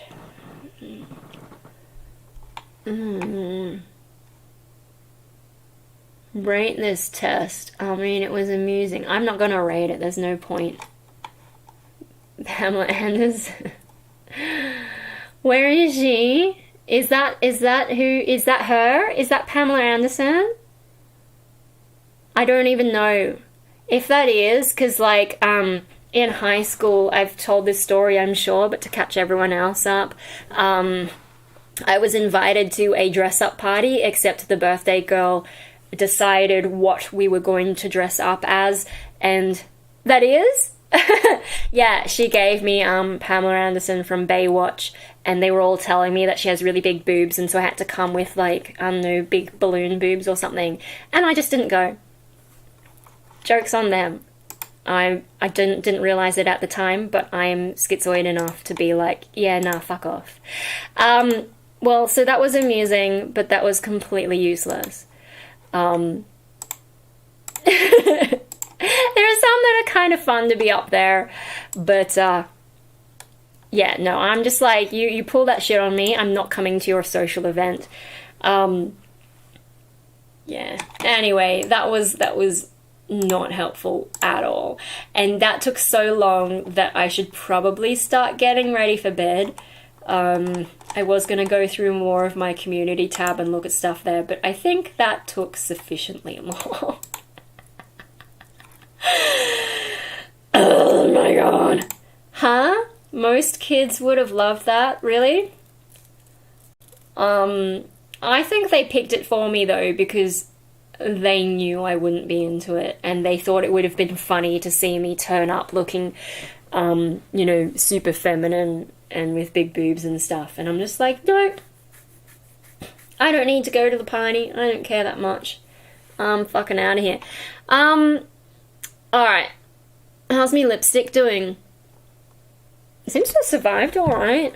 Oh, my screen is on black and white, so... yeah, it looks alright. My screen, it goes black and white when it's past 11, so... yeah. Telling me to go to sleep, told me to go to sleep ages ago. Alright. So that was my eating a single grape mukbang followed by a whole bunch of stuff. I did eat that one whole grape. Well done, me. I've got to go and take some Dimetap and then spray my nose because the hay fever is just nuclear these days, and if I'm not on top of it, I can feel my nose clogging. I think the vibrations of talking fuck it up though, because I don't spend a lot of time talking. Like, I notice it does that too when I've been singing a lot. One chip challenge. I wouldn't even know where to get the one chip thing. Like, is it even in Australia?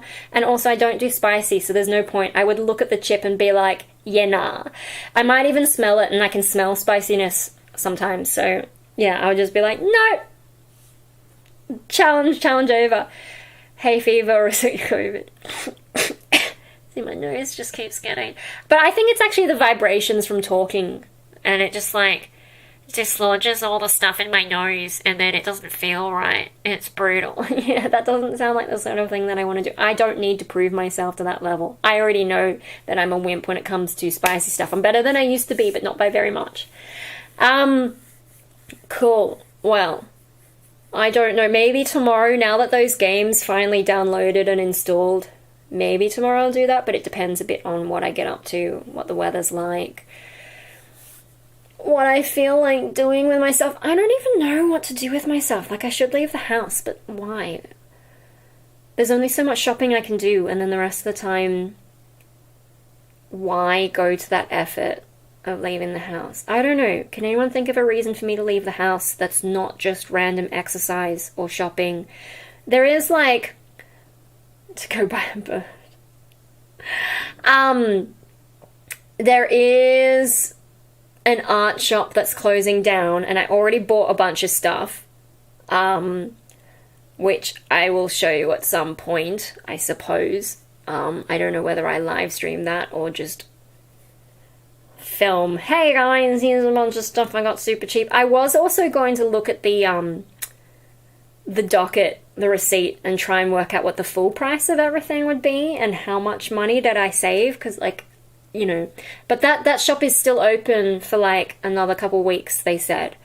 So if I can get there and buy more cheap stuff. The only thing is, like, the things that I want that I didn't already get are the bulkier things. So I was hoping Dave could come with me and help me carry stuff, but yeah, he's busy. So, and I don't want to have to drive there. And also, what if by the time I get there, all the things that I wanted to get are gone? Then I've driven there for no reason and have nothing else to do there. Or I could catch public transport, but then carrying stuff on public transport sucks. And also, if they don't have the stuff, then I'm in Chatswood, and what do I do? Based on that quiz, I think you have more than yeah, I'm pretty sure. Yeah, there's nothing for me to do there. It's like there's another shop to get my moisturizer is at a different shopping centre in a completely different direction. I'm just like, I don't want to have to fucking get on public transport and go to this other place or even drive to that place. I think that place is more annoying to drive to because of the geography. So I don't want to go there either.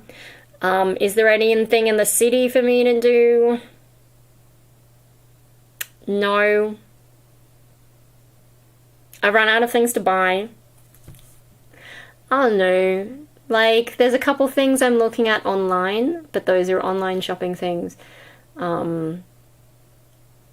don't know. I don't know what to do with myself, because, like, my life is just sort of this thing where I'm just floating around, not doing much of anything. And then, I don't know, the normal things people would do, like get a job, I've failed miserably at because I just keep getting depressed and I run out of energy. And why work to live when I don't want to live anyway? So there's that dilemma. And there's not much else that I really want to do in life.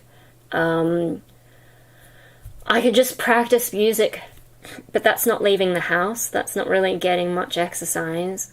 Unless I try and dance while I practice and, like, try and work out what am I going to do on stage. But with the band thing, the guitarists are working out what they're playing, and then we're talking to a drummer, but we're sort of not at the stage of jamming together yet, and we're very far off performing at this stage.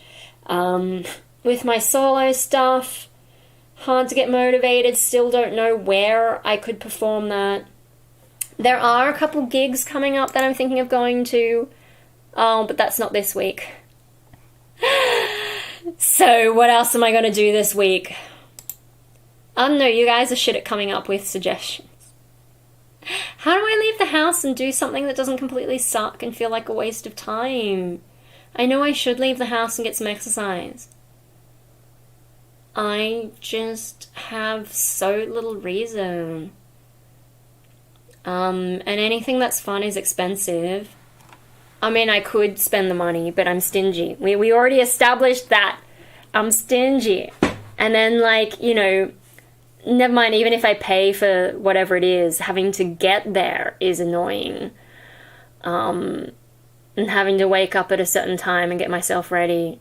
It's so hard to motivate myself. This is probably why I should just get the therapy dog. Because then at least I'll have a reason to leave the house. Blink-182. I never got into that. And that's too far away. That's too far away. And I don't even know, is that in Sydney? But I wouldn't even go to something like that anyway. No, I've got some like local gigs that I want to go to. Usually they're in the city. But yeah, a lot of the venues I used to know aren't around anymore, aren't doing the kinds of things I like.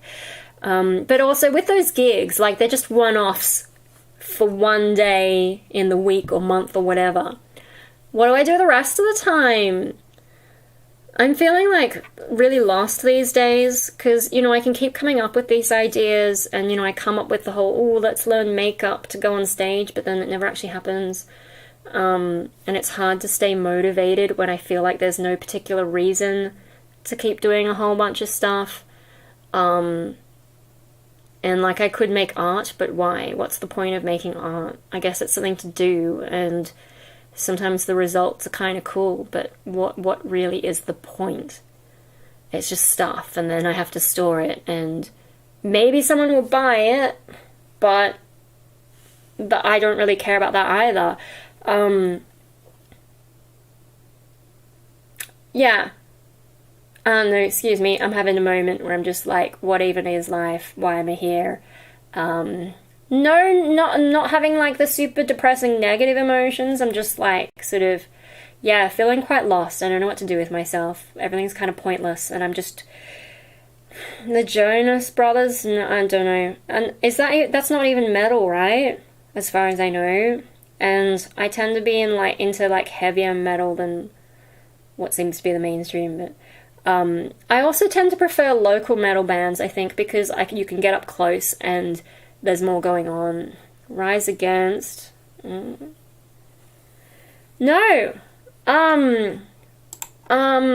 What was the... fucking... don't even have it. I don't know. There was a particular one coming up in like a week or so. Not this week, but the following week. I think towards the end of the week. I don't remember if it was like a Friday or a Saturday, or... it was probably one of those 2 days. I don't think it would have been a Thursday or a Sunday, but it's like... Taylor Swift.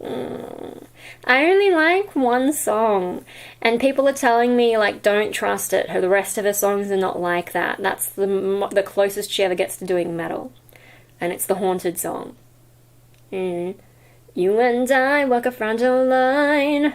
I have known it all this time, but I never thought I'd live to see it break. It's getting dark and it's all too quiet, and I can't trust anything now. And it's coming over you, but it's all a big mistake. Whoa, holding my breath. Whoa, lose you again. Something's made your eyes go cold. What? Vanishing Ritual by Mono of the Black House. Okay, I have no idea. Come on, don't leave me like this. I thought I had you figured out. Something's gone terribly wrong. You're all I wanted. Come on, don't leave me like this. I thought it has some fun vocal exercise stuff. That's why I use it as a warm-up song. I think it's a higher pitch than that, though.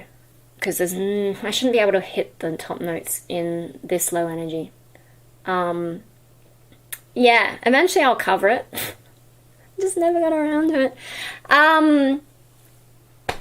Yeah, no, I haven't been listening to much new music. I'm really stuck on... I'm struggling with my usual playlist as well. And so what I tend to listen to is alt...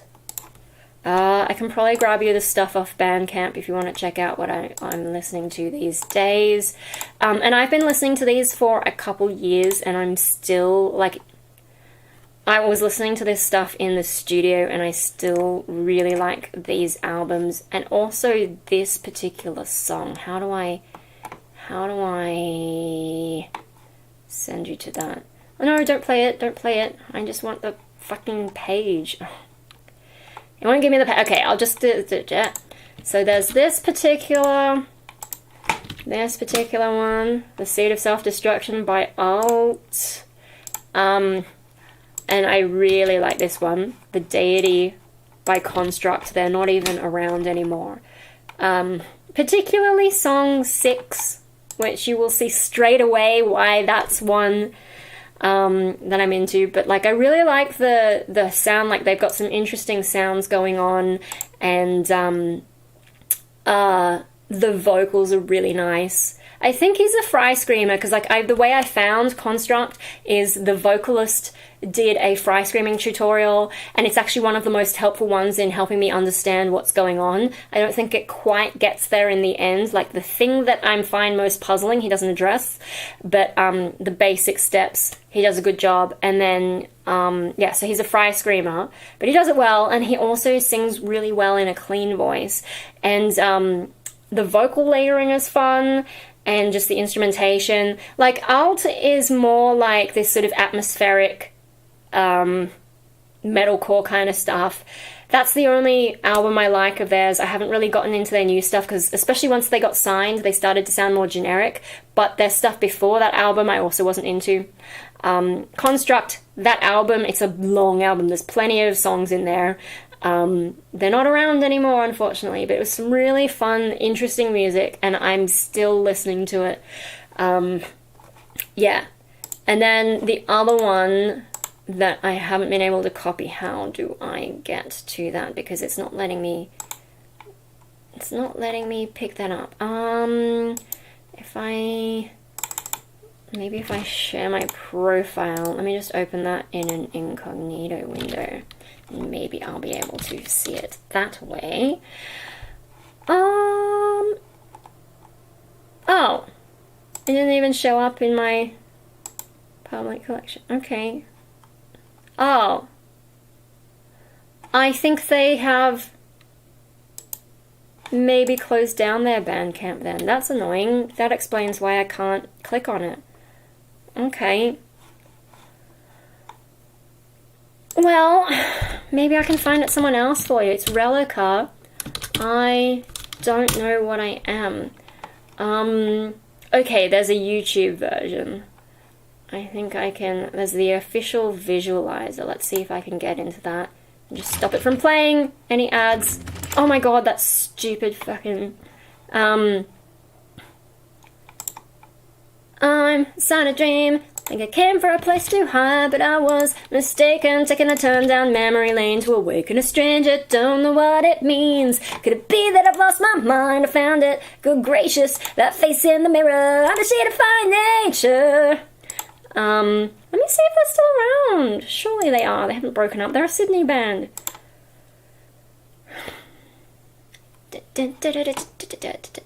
You didn't see as much of Relica this year, but the time you okay, no, they're just, for some reason, their Bandcamp isn't a thing. That's frustrating. Yeah, okay. I don't like when bands do that. Like, I think they might be doing that thing where they clear out their social media in preparation to start some new shit, and I'm just like, why? You know, these ways of manipulating the algorithm, manipulating people to try and get more people in. You know that thing, there's also that thing that a lot of bands do these days where they will release a bunch of songs, often with music videos or maybe just a visualizer. They'll be like, hey, we've got a new song. And then maybe a month or so later, hey, we got a new song. Cool. And they're keeping the momentum going. And then they announce an EP and make a big song and dance about it. But then when the EP actually comes out, it's all the songs they released before. And if you're lucky, you'll get maybe one new song, maybe one new song. Sometimes you won't even get that. They've just, like, compiled the songs they already released into an EP, and it's like, you're treating people like idiots. Especially, like, if you're going to release them as singles, just leave them as singles, because that's how people listen these days. Metalheads are probably more inclined to listen to a whole album, but generally people just listen to the tracks they like, and they listen to things on random often in Spotify or in a random playlist, and they're not really listening to it as an album. So you don't really need to release albums that way. Like, pick something instead of drip feeding things and then misleading your audience, treating people like idiots as if you're releasing something new and really it's just a compilation of the stuff you already released. Like, I don't like that. It's sort of like how I don't like sales. Like pornos, you know, where they just like have constant sales, and it's like, why would I ever buy anything full price from this company? It's sort of a manipulation thing. Anyway, so that's music that I'm into. Why did I mention that? Because I was talking about going to gigs. Yeah.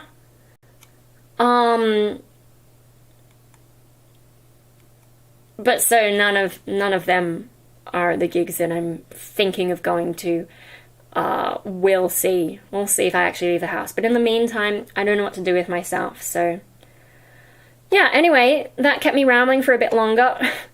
I'm gonna go. Wow, this turned into a 3.5-hour live stream. I blame Mad Simple. Not just for asking for the mukbang, but also for that fucking quiz. That quiz that was really garbage. Anyway, I'm gonna go. Wait, how bad is the lag? Should I give you a few more seconds to throw something else at me before I end the stream and go fix my nose? Oh, seriously. Anyway, yeah, so check out that music. And then... oh no, whatever. I got no outro. That's just it. You've had plenty of time. I don't think the lag is that bad, so... catch you later. I don't know what I'm going to do next.